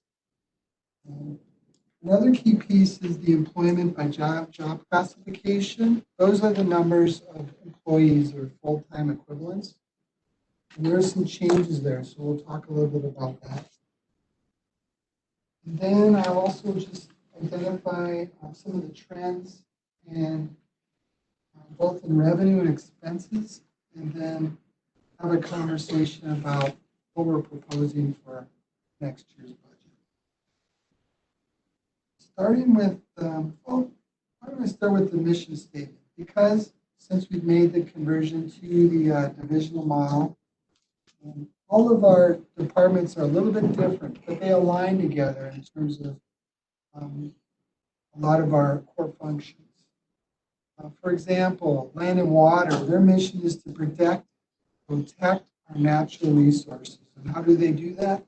They have a variety of groundwater, agriculture, and lake protection programs. For zoning or land information, that includes our surveyor, our real estate lister, our GIS professional. Their mission is to ensure orderly development through planning and zoning. And we just experienced a little example of that with this rezone request earlier. The mission of the Parks and Forestry: operate and manage 7 county parks, 8 boat landings, 463 miles of trails, as well as manage 17,165 acres of county forests. And lastly, with deeds, which is an elected official and a mandated program, their mission is they're basically the official county repository for public records. So I just thought I'd point that out. Another key piece is in 2020, overall, the Polk County annual budget was $57.8 million. $57.8 million. That same year, which is this year in 2020, our division, consisting of those 5 departments, our budget was $3.6 million. And that equates to 5.6% of the levy. Just wanted to point that out, 5.6%. Again, I'm looking at the budget worksheet for land information. If I can invite you to look at the general ledger there. In 2021, our septic and land use fees, based upon our forecast from 2020, are increasing. In fact, we're projecting in 2020 a $385,000 projection, which is roughly $84,000 increase from the previous. So those are septic and land use permits. So what does that tell you? People are building. They're building garages, ancillary buildings, and putting in septic systems. So regardless of our pandemic, development is happening. And with that is increased revenue for the park. Also, that increase of workflow requires more for our department to do. Please note, we're keeping the levy the same. It's at that $385,000 level, the same as it was in 2020. Expenses,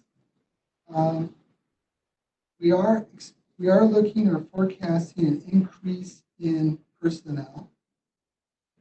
And the reason we're doing that is, well, last year there was an increase from 19 to 2020, primarily because we added a land information technician.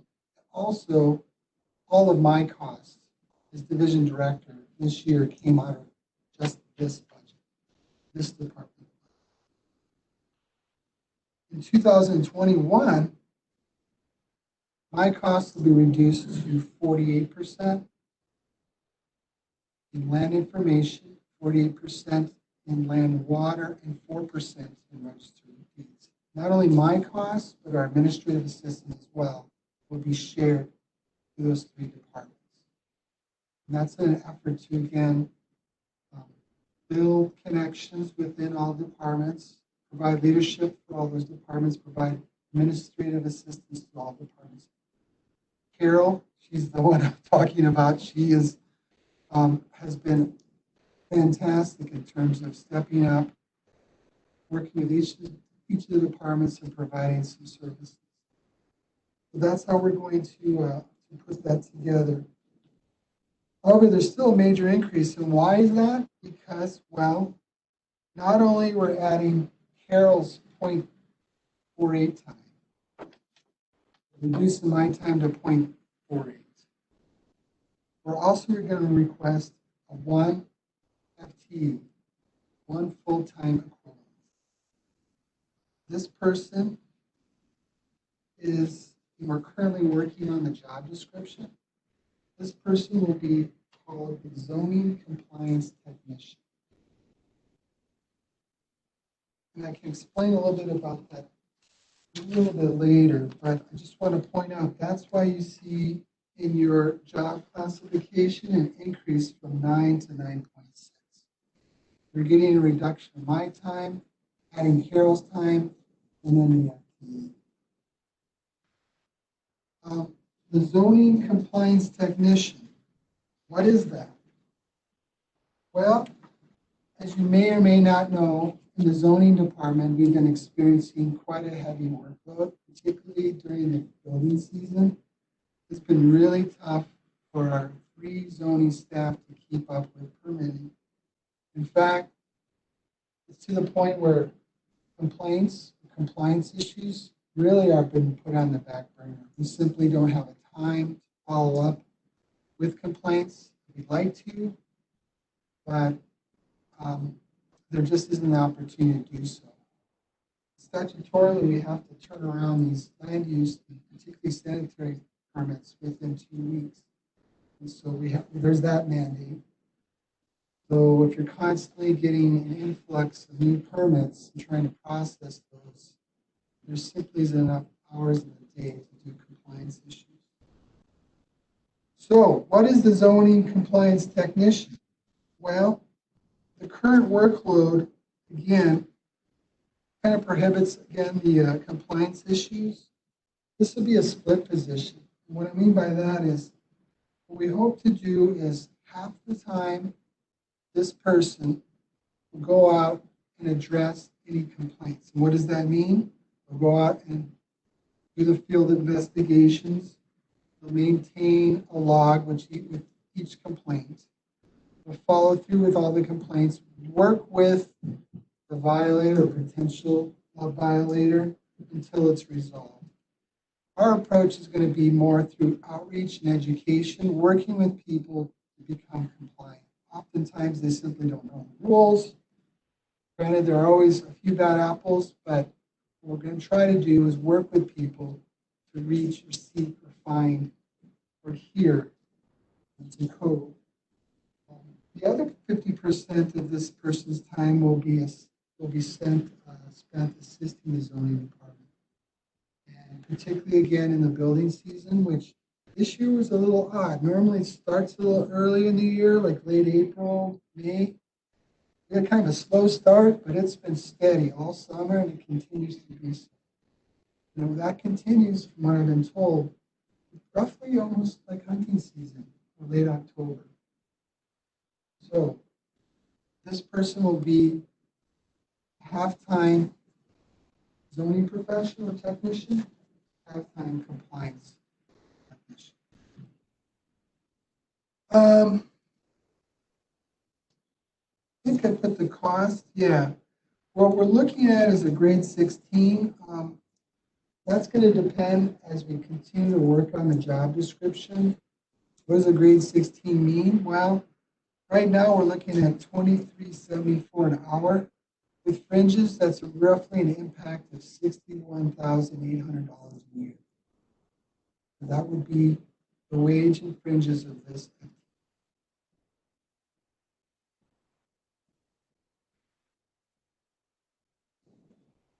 Another thing parallel to all this, as you may or may not know, Health and Human Services, along with some of our staff, along with some of the staff from Public Protection, over the course of the fall and winter, we'll begin working on a health and human hazard and nuisance. So there's that piece as well. It's great to have a nuisance ordinance or a more robust one, but as you know, the challenge is how to enforce it. So we think this person at half time will be part of that solution. And we hope to have this person on board relatively soon. In fact, we're advocating that they be hired in early January. Because there's a learning curve, as you know, or may not know, with becoming a zoning professional. We'd like to get that person up to speed by the building season. And also we'd like for them to participate in the rewrite of these ordinance. So that's what's proposed. Again, one FTE, a grade 16 at an impact of $61,800 a year. Any questions? Comment? No, I would just like to say that that's a wonderful thing, because we've been asking for some help for zoning for a long time. It's needed, you know, for those of us that are here every day. And again, the pandemic doesn't help, but we do get walk-ins, we do get complaints. The amount of new construction and building that's going on has surpassed our expectations. And it's noticed in the projections for increased fee revenue. So the justification is there. And then if you think about it too, and this is just a theory, but you know, us, Jason, Liz, and Lori trying to keep up, but I would assume there are a few that fall through the cracks. In other words, a private person who might not be as patient as others and decide, well, I'm just going to build this garage or this deck without getting a permit, and we'll probably get away with it. So what happens? Well, we miss out on that fee revenue, right? And then the assessor never learns about that new improvement. So there's a potential loss of tax base. So we're getting, it's twofold in terms of impact on Polk County. And then there's also these structures that are not permitted, might not be up to code too. So there's that piece. And then the idea of having another body, another person, you know, could potentially capture a few more of those permits that, you know, people decide not to pursue. So there's that, if that makes any sense. It's good. What's the customer service, the people that are calling and to be able to provide a better level of customer service. That makes everybody happy. That's a great point. You know, and that's one of the rationale we put in the request form was to improve our customer service. It's not that we don't give good customer service, it's just that it's the backload of workflow. We're not as timely or as responsive as we could be. That's a great point. And then the employee perspective, you've got these guys who are under a lot of pressure to get stuff done, and this will really help. We hope. We hope. We hope this is a solution. This isn't a new problem. It's like Doug, you mentioned, it's been an issue for a couple of years now. Historically, we've had as many as 4 or 5 zoning professionals in that office. I don't know what's happened over time, but, you know, it depends, you know, I guess. Well, a big part of it is the economy. There's a lot of new construction and there's a need. We have a 2008. Had that discussion before on, I think I said there was 3 in the department and Jason said 4. Or I'm a supervisor, but there was that many when I was on the ordinance rewrite, citizens. Right. That was just a few years ago. Yeah. Mm-hmm. This, I think it's an important need. We're kind of going back to 4 or 5 years ago. Correct. Do a brief update. And then, so right now, and then we're right at about 850 land use permits. And then, so all of last year, we only issued 840. And really, in that, I think that number would be a lot bigger, but with our new permitting software this year, and that it's where we're actually able to combine multiple projects under one number. And that, so I mean, we're already surpassing last year right now. Current date numbers, also the sewer permits, and that we issued 324 of them this year. Last year we only did 283, so that's roughly almost 20% gain right there already. And from the guys that we're talking to, they've got piles on their desks that are still going to come in. So I think we're going to be really close in that, you know, at least 50% more permits for sewer this year than we were last year, and I think land use will be similar. It's only mid-September. We're already surpassed last year's metrics. You see it all over the projects. Yeah, I guess that's a good point. If you drive around the county, you'll see a lot of new development. Yep. Which I find it surprising because with the pandemic and everybody working at home or laid off, you think it would be going down. Going up. Yeah, materials, as you probably noticed, almost double. Yeah, If you can find it. yeah, If you can find a piece of wood, yeah. Thanks, Jason. With that said, if you don't mind, we'll turn to land and water.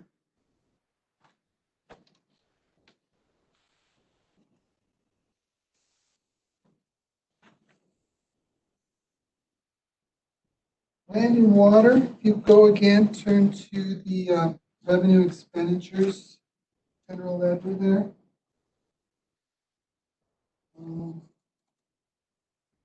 Revenue is slightly up, primarily for 2021, that is, primarily because of our staffing grant. And I don't know if you guys are aware of this, but land and water is really different. We receive a staffing grant every year from DNR. And what they do is they pay 100% the highest paid employee in the department. They pay 70% of the second highest, 50% of the third, and so on. Normally, because of their statewide allocation, they don't make it to the third person. So the rest of the folks that we have there are part of the levy. However, they're highly subsidized by grants, and it's because of the work that they do. There has been a slight increase in the staffing grants, so in 2021 we'll see a little bit more.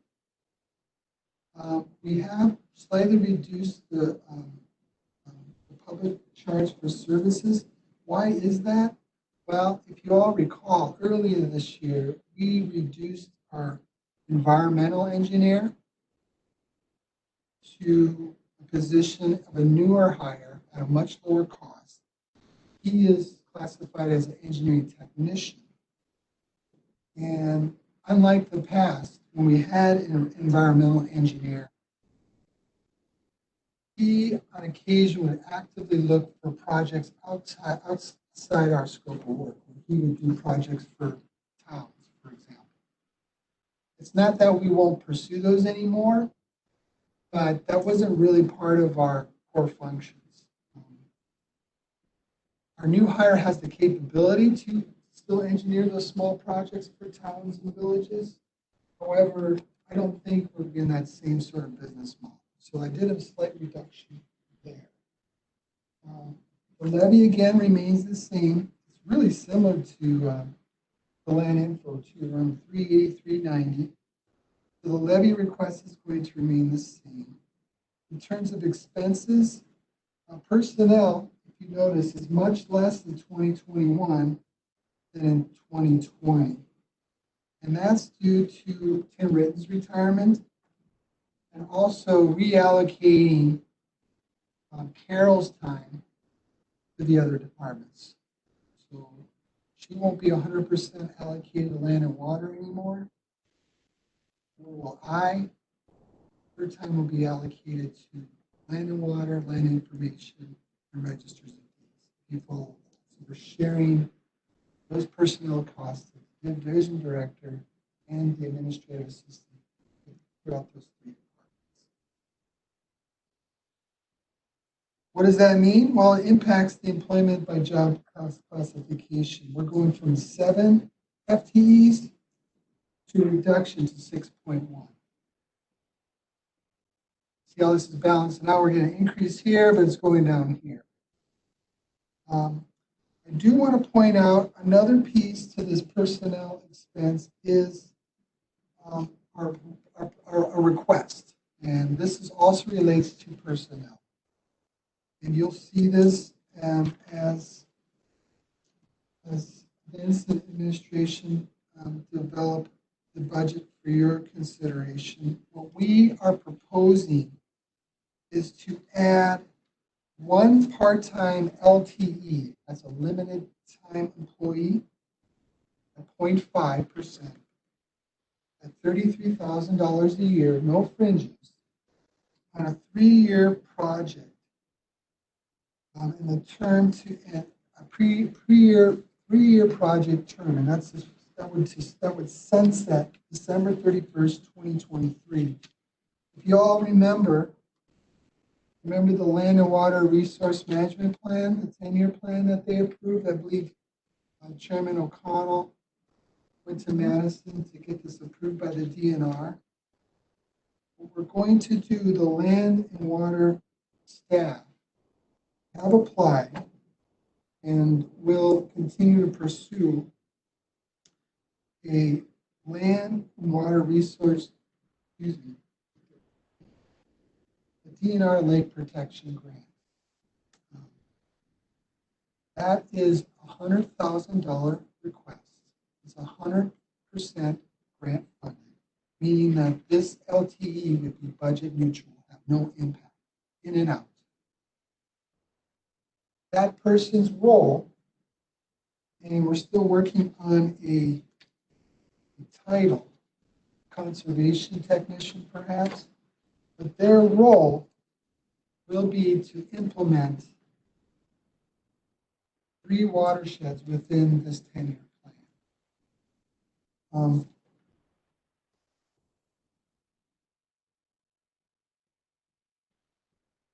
Within this plan, just looking at my notes, this kind of surprised me. I'm sure you've all read this, but Polk County contributes, believe it or not, 161,000 pounds of phosphorus per year to the St. Croix. We as a county are the largest contributor of phosphorus to the St. Croix River Basin. This plan identifies practices, approaches, addresses runoff issues, best management practices that can be implemented to reduce that phosphorus runoff into the St. Croix watershed. That would be the core focus of this new LTE. If you read the plan, the first watershed that they're going to tackle, believe it or not, we're standing in. It's the Balsam Lake watershed. This was identified as the highest priority area into reducing phosphorus loading into the St. Croix watershed. So that person, again, is part of our request for 2021. Again, they'll sunset at the end of the grant, December 31st, 2023. 100% of it is offset by that lake protection grant. Again, Caitlin has submitted the pre-application. And I think this will really free up a lot of time for our current staff to continue to work on this as well. This person would do some of the more nominal data entry, basic operations to meet the deliverables that are outlined in the resource management plan. So again, sort of a technician with some skill set, perhaps a newly graduated college graduate, great opportunity to get 3 years of experience in the county department addressing a serious issue with our phosphorus. So I think this is a really good opportunity. Something I've shared with Vince and Chad and others is, Land and Waters had an internship program for many, many years. And there are currently 5 employees here in Polk County now. 4 employees that are a product of that internship program. And I just bring that up because it's acted as a feeder system, not only to that department, but other departments as well, in terms of recruiting talented youth to consider public service. So perhaps this person over time might be a future employee as well. So that's going to be part of our ask in the 2020 budget for land and water.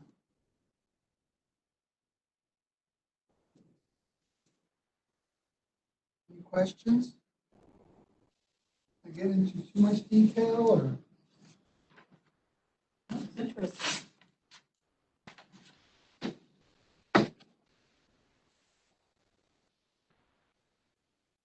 Next one, let's do parks. And this one's a little more ambiguous, primarily because we just met yesterday, we being administration and I haven't even shared this with staff yet. I don't know how much to share. Carol's handing out our CIP.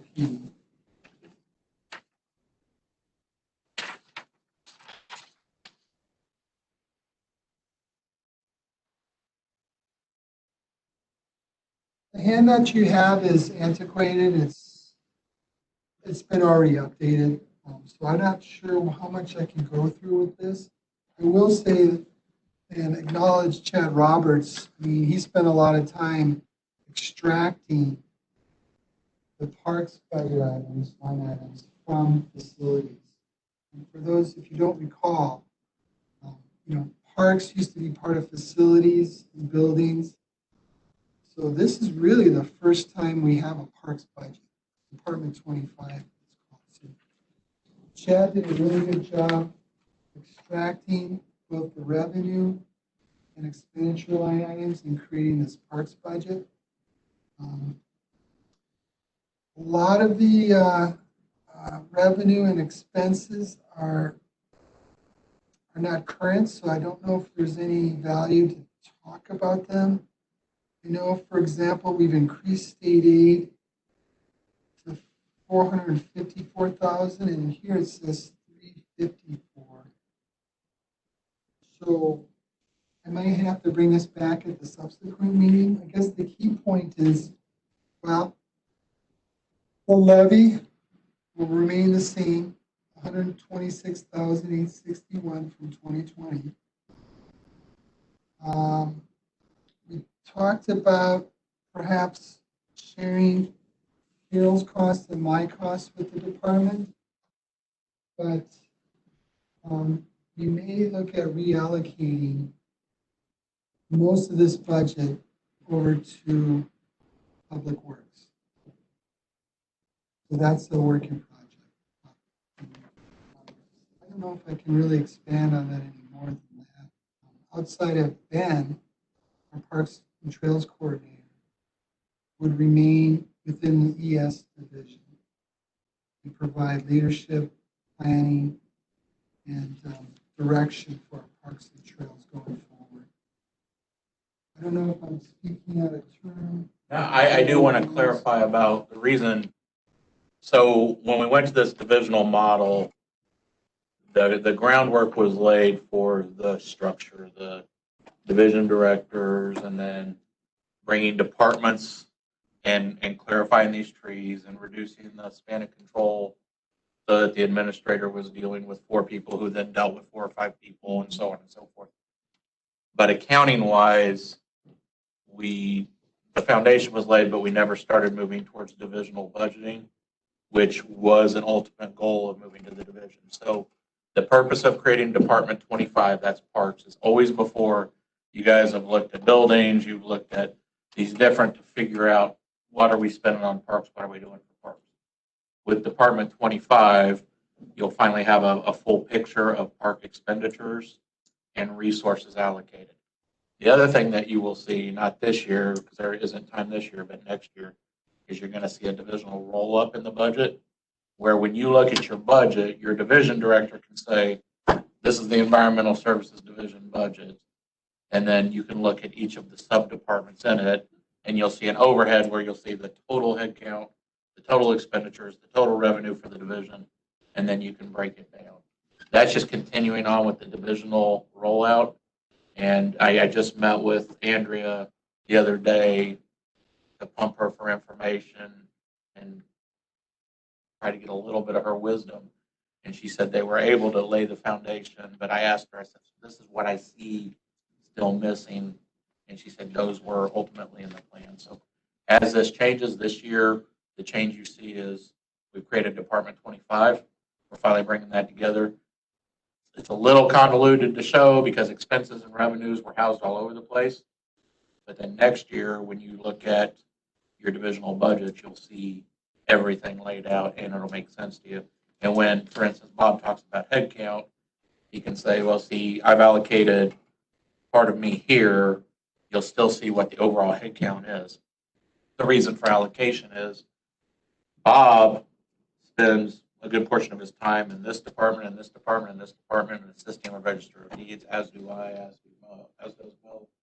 You'll see that and it'll roll up.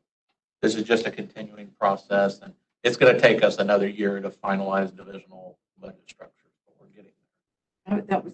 I'm glad you said that, because that was a question in my mind, is why are we dividing like your time across versus just having one divisional budget. Yeah. You will have a divisional budget. This takes time, though. Yeah. Just creating Department 25 took time. Oh, sure. And then rolling it up. So Yeah. I ask you to bear with us as you got a whole new group of leadership, and we're trying to continue on with phenomenal work that was done before our time and just trying to build on it.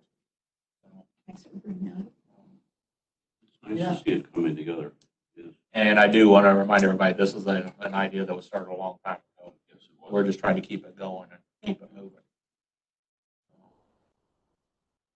Like the enabling resolution that created this divisional model, provides the framework, but it takes time to, figure things out and implement things and put things where they need to be, and that's what we're working on. It's actually, I think, having a divisional budget would really help for a lot of different reasons, and to have it in place by next year, I think is still kind of ambitious. But It is. And if it's not in place, it's me that you blame, it honestly is, but we're trying.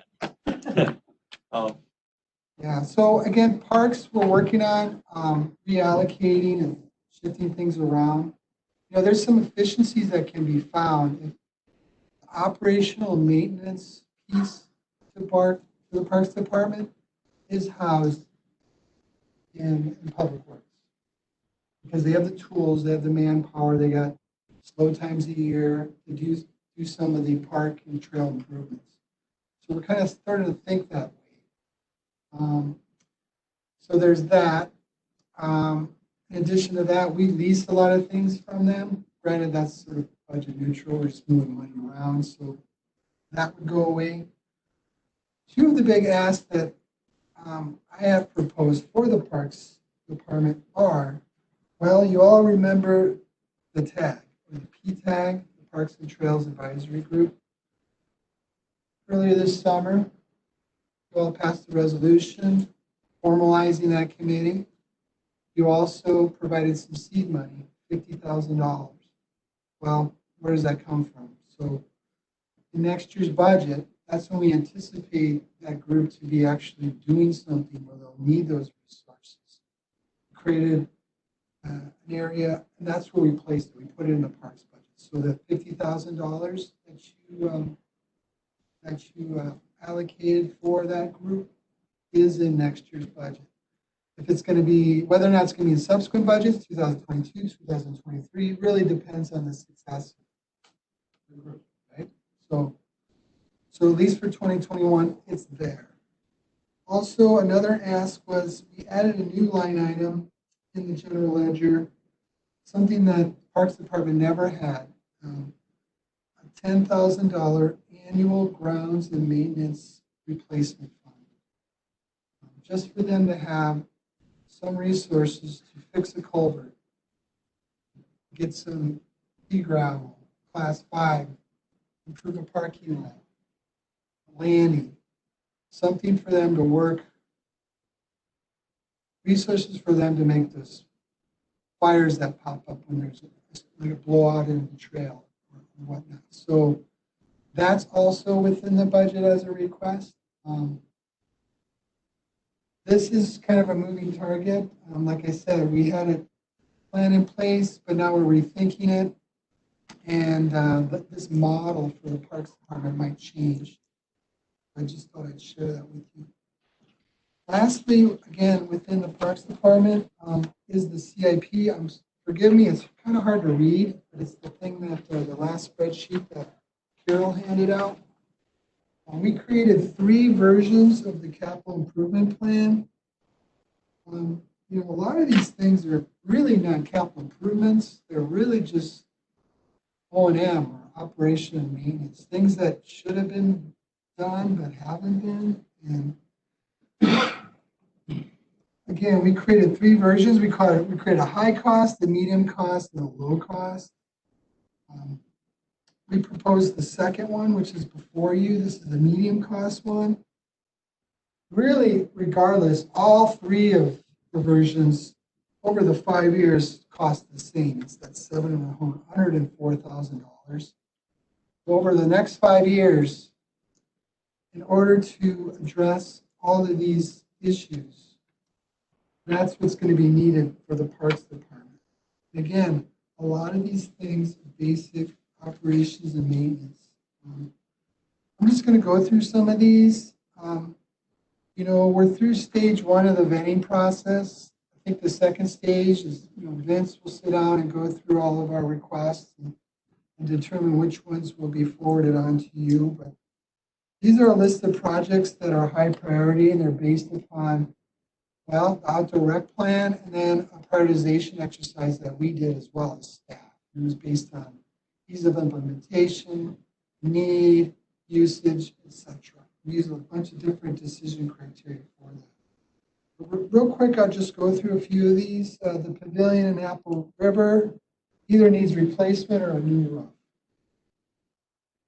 Atlas Dam, decommissioning the ball field. We're looking at planting native grasses out there and working in collaboration with Land and Water, making it more of an educational park. D.D. Kennedy Bridge, well, you all were out there, at least most of you. Tracy, in particular, I remember. I don't like that bridge. You did not like that bridge. Connecting, remember we talked about connecting Algren and Kennedy. There's that request too. Tree removal at Lotus. At Long Trade, we need to do some parking lot improvements and the boat landing. Campsite, there's an opportunity to do a campsite out on the Sterling ATV trail. Equipment needs, well, our 1-ton dump truck, that's the one vehicle we do not lease from facilities. That does need replacement. And then a sprayer as well for that. So that's a sum total of $178,000. We are confident we can subsidize that with $52,450 in grants. So the levy impact, if Vince were to choose all these projects, is going to be a request for $125,000. This is a new era, and it really depends on your decision. We can continue to do business as usual, although this really should be business as usual. This is just basic maintenance that's been ignored. Or we can do something big, and there's some big game changers, and we're always receptive to that, and we're prepared to take on any new challenges. If you guys have some big ideas, we're more than welcome and more than interested in pursuing those. But that is, I thought, important, and Chad thought it was too, to share with you the CIP, and you noticed it's in years. So year 2, 2022, there's our ask next year, and then 2023, 2024, and so on. We spent a lot of time in scheduling and amortizing these out. Again, we did a prioritization exercise. These are high impact, high need improvements. Yeah, I would like to say, I wish I had it to show you. The parks capital plan was pretty much non-existent before this year. It was maybe $40,000 and like 2 things. So the work they've done is just incredible as far as defining this capital plan, which, you know, is something that we're working to improve for the county as a whole, is our capital planning. So, you know, we've had some areas that's always been really, really good. And we've had some areas like parks where we needed to do a lot of work. In IT, where the IT director's done a lot of work, which we'll show this week. I almost wish you could see, you get a chance to look at last year's, and you'll see the massive difference. What Bob proposed compared to what we've got in the past for proposal.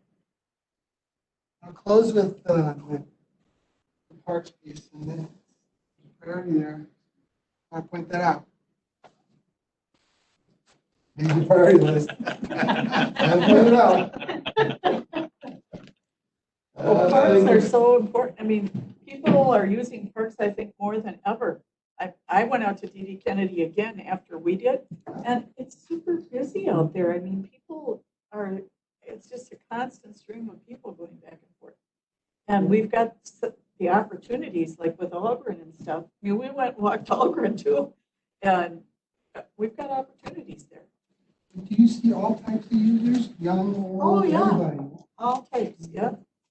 Quality life piece. And we want to retain our youth. We want to recruit new young families. And of course, this is a bedroom community retirement place for a lot of our recent retirees. Yeah. So there's a lot of need out there. Brad keeps telling me I got to go walk up north there. So whatever is up there. Brad keeps saying. Don't let him steer you the wrong way, Sharon. Well, I'm pretty sure he was kidding. There's immaculate. Summers Lake is usually the property he likes to send people to. Summers, I'm not here in 2 weeks. Go look for me later. Register of deeds, pretty straightforward. Not a lot to present there. This is a mandated program. We have an elected official, Sally Spinell. These are our registered deeds. There's a slight increase in personnel, and that's because, again, 4% of Carol and my costs will be absorbed or allocated towards registered deeds. We're spreading those across all 5 departments. That's the only real change there. I do have a request next year for a large piece of equipment for them, a large plotter, copier, so that'll be coming in 2021.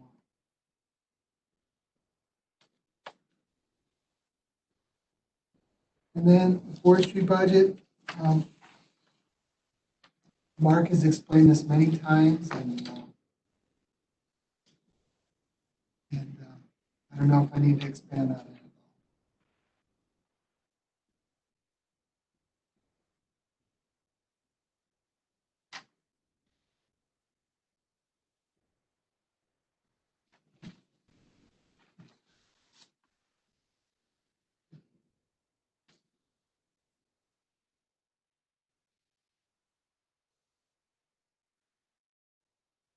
So that's an abbreviated presentation of the budget. I think we're going to have some amendments, more than likely, either at the next meeting or the following one. We might have this opportunity to share some more. If not, soon you'll see it in the administrator's budget. So a couple big asks there. Adding a person is tough, particularly with COVID and the increased expenses that we've had. Then again, there's opportunities for federal dollars to subsidize those labor costs that are spent on COVID over time. Chad's done an excellent job finding, other efficiencies with the health plan and other things. So, with that said, any questions? Thank you. I suppose I could stay up here. We can go through the budget, the agenda for next meeting, again, October 14th. Chairman Rowdy, this is what I got. I suppose we'll leave update a Stour Trail Master Plan on there in the event the DNR does respond to us. Leave that on there. The land purchase that the proposal that Mark brought earlier today in McKinley, we'll put on the next agenda. The rezone for Five Flags LLC from Ag 5 to Commercial B2. Because you set the date, we don't have to do another notice, so October 14th. I might push that at 9:30 though. I might put that to 9:30. The public hearing part, the meeting would still begin at 9. Right, thank you. Yeah, because we're finding some little dead space in between. So I'll move that to 9:30. If there's any budget amendments, I'll bring that, so that's optional. Geronimo Energy would like to present, they're going to present virtually to the committee. Do you know about that project? Okay, that's in the range area. It's impacting 4 towns, including your town. So they're looking at a photovoltaic solar farm, quite large, 1,200 acres. 1,200? Yeah. Oh, my God. Power 15,000 homes. They are working with the towns. They'll need to rezone them. They're working through the state permitting process. That's through the PSC. In terms of the permitting process to us, really not a lot. As long as they meet the conditions within that new rezone, they should be fine. We talked to them. They got lights. There'll be some lighting, but they're uncensored, so that shouldn't be an issue. They'll have fencing within our code. We'll have a public hearing, but really the big challenge for them is the state permit to the PSC. They'll be paying us a pilot, payment of new taxes that's quite lucrative over 25 years. It is a $17.5 million project. And you'll be able, I think you might be able to see it from 8. So, and it's in range. So you know where range is. It'll be south of range. They'll be hooking up to the Apple River substation, which you can see as you go west. You'll see it on the corner there. There's a substation. You go down another 2 miles, and that's where intake will be. I'm just thinking about things up at the top. We met with them. So it's an exciting proposal. I don't think it's going to be contentious. Those landowners, a lot of ag land down there, and we're only dealing with 5 or 6 families. We asked what those lease agreement terms were. And of course, they're not going to tell you. But I just know for a fact, we are going to get calls about, those arrangements. Anyway, you know how that I want to be on the receiving end of that because I've heard about them. Yeah. Yeah. Yeah. They're pretty good. Do you know? Yeah.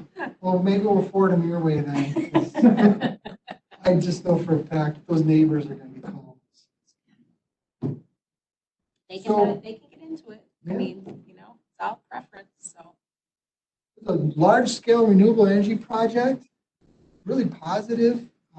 Is that, do they have a lot of government subsidies and grants then to help build that? No. No, No, this is really? a private, yeah, they're owned by Geronimo Energy. They've come here in the past for wind farms. In fact, they had a thing with, remember Centuria?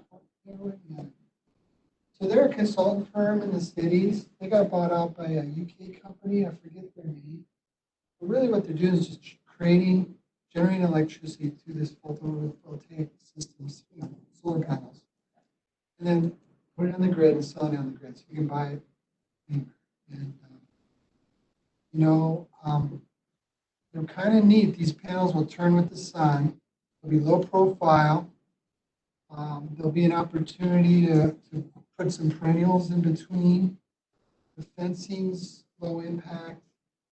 In terms of impact on our department and zoning, I think they're going to meet all our conditions. They got acres and acres of them in Scandia. Yeah, this is much bigger. It's much bigger. Yeah, 1,200 acres. I like that analogy because you drive past that and scan it. Oh, and when you see that, what does it conjure up? It conjures up, oh, something's happening here, something positive, And so it'll be nice you drive through range to see something positive. I want to know what the ROI is at 17.5 million. And these 3 girls, they know their stuff. They could sell anything. I mean, they know. They're very. The owners, you mean? No, the girls that, consultants that come around. Yeah, Oh, they're very good. Yeah, it's low impact. The life cycle is 25 years. Their one request is to sunset the rezone. And that's problematic for us because in 25 years, I may be here still, but Jason won't, so who's going to track? Who's going to track, put that back into ag? That's the only sort of problematic thing, but so yeah, they're interested in presenting to you all virtually, and so we'll invite them to do that on the 14th, if not on the 28th. Lastly, that's it for the budget. Is there any other items that I need to add?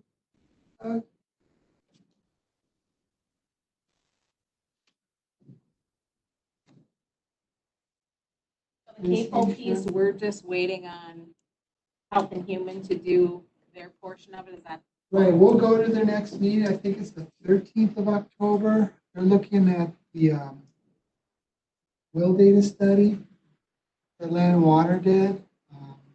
We provide them with that information. We had to scrub out all the private personal identifiable information. So they have this database of all the wells that were tested and how they scored.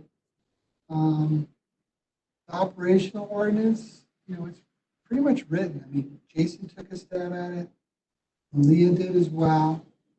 Midwest Environmental Advocates offered to provide that research-based scientific backing for each of the conditions. And I believe Malia's received that from them. So that advocacy group provided that service. So if that committee wants to pursue the operational based ordinance, it's simply a matter of incorporating again, that scientific data into the ordinance itself to justify the conditions. It's not a lot of work to do.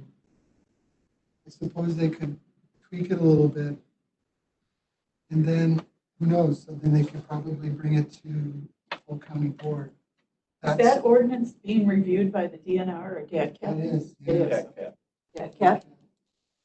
And they've taken a long time on this. I think because of our last Yep. review, it brought so many questions and they were getting so much feedback that this time we heard that they're getting their lawyers involved to make sure that their reply is.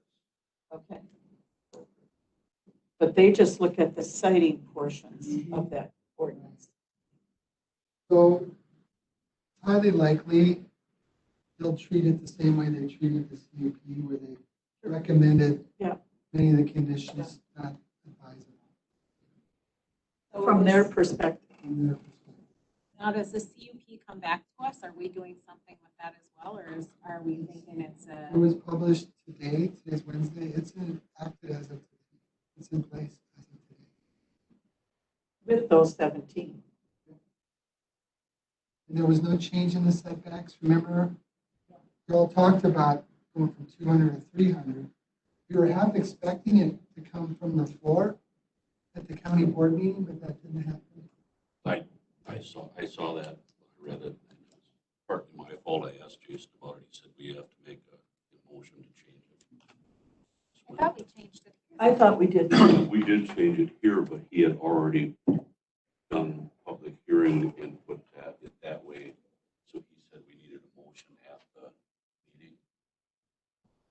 We didn't formalize it, and so we needed it at the county board meeting.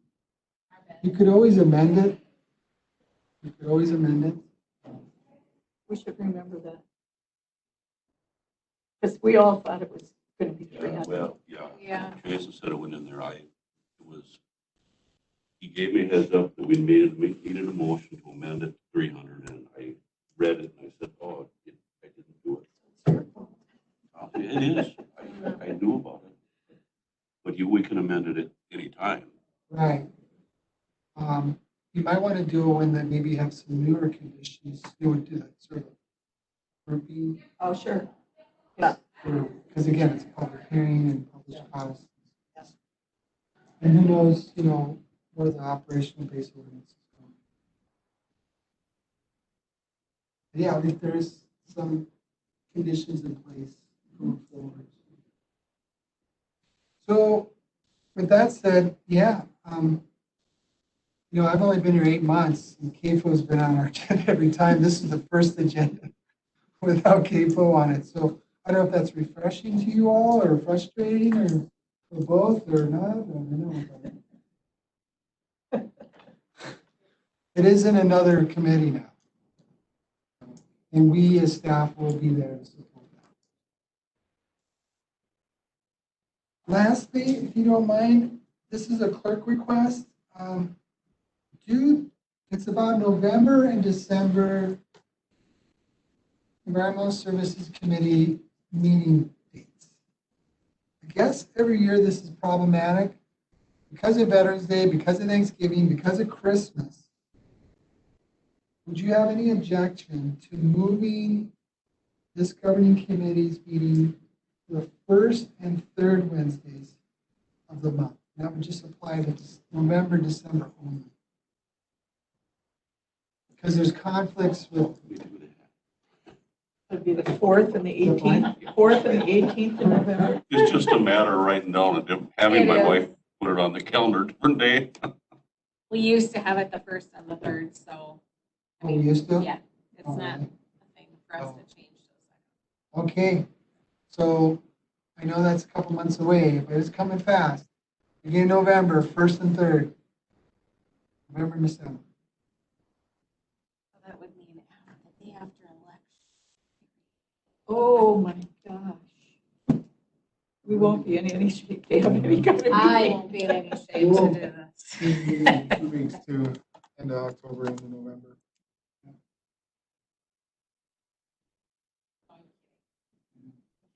I have to come here anyways. I have to drop the stuff Suppose you gotta drop off. I'll be right with you. Efficiency is November's the big election on the 3rd, right? COVID's gonna be done on the 4th, though. That is the positive thing, people. We need to be thinking about this. COVID is gonna be done on the 4th. Really? Because this is a political thing and it is going to be done, just so y'all know that. These are gonna be out the window. We're gonna get back to normal. Just saying. Just saying. Is that on the agenda? Oh, sorry. Just throwing that out there.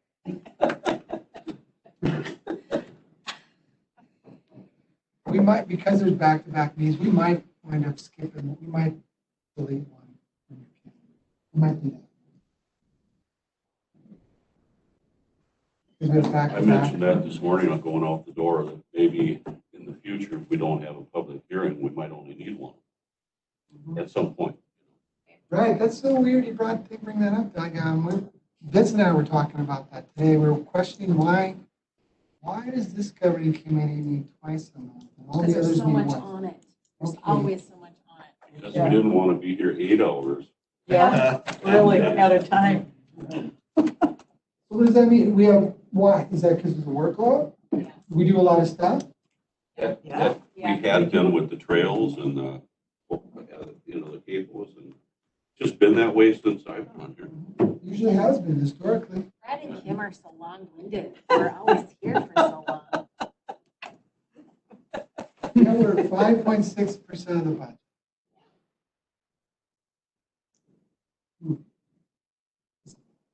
More thoughts? I know Vince probably doesn't like that.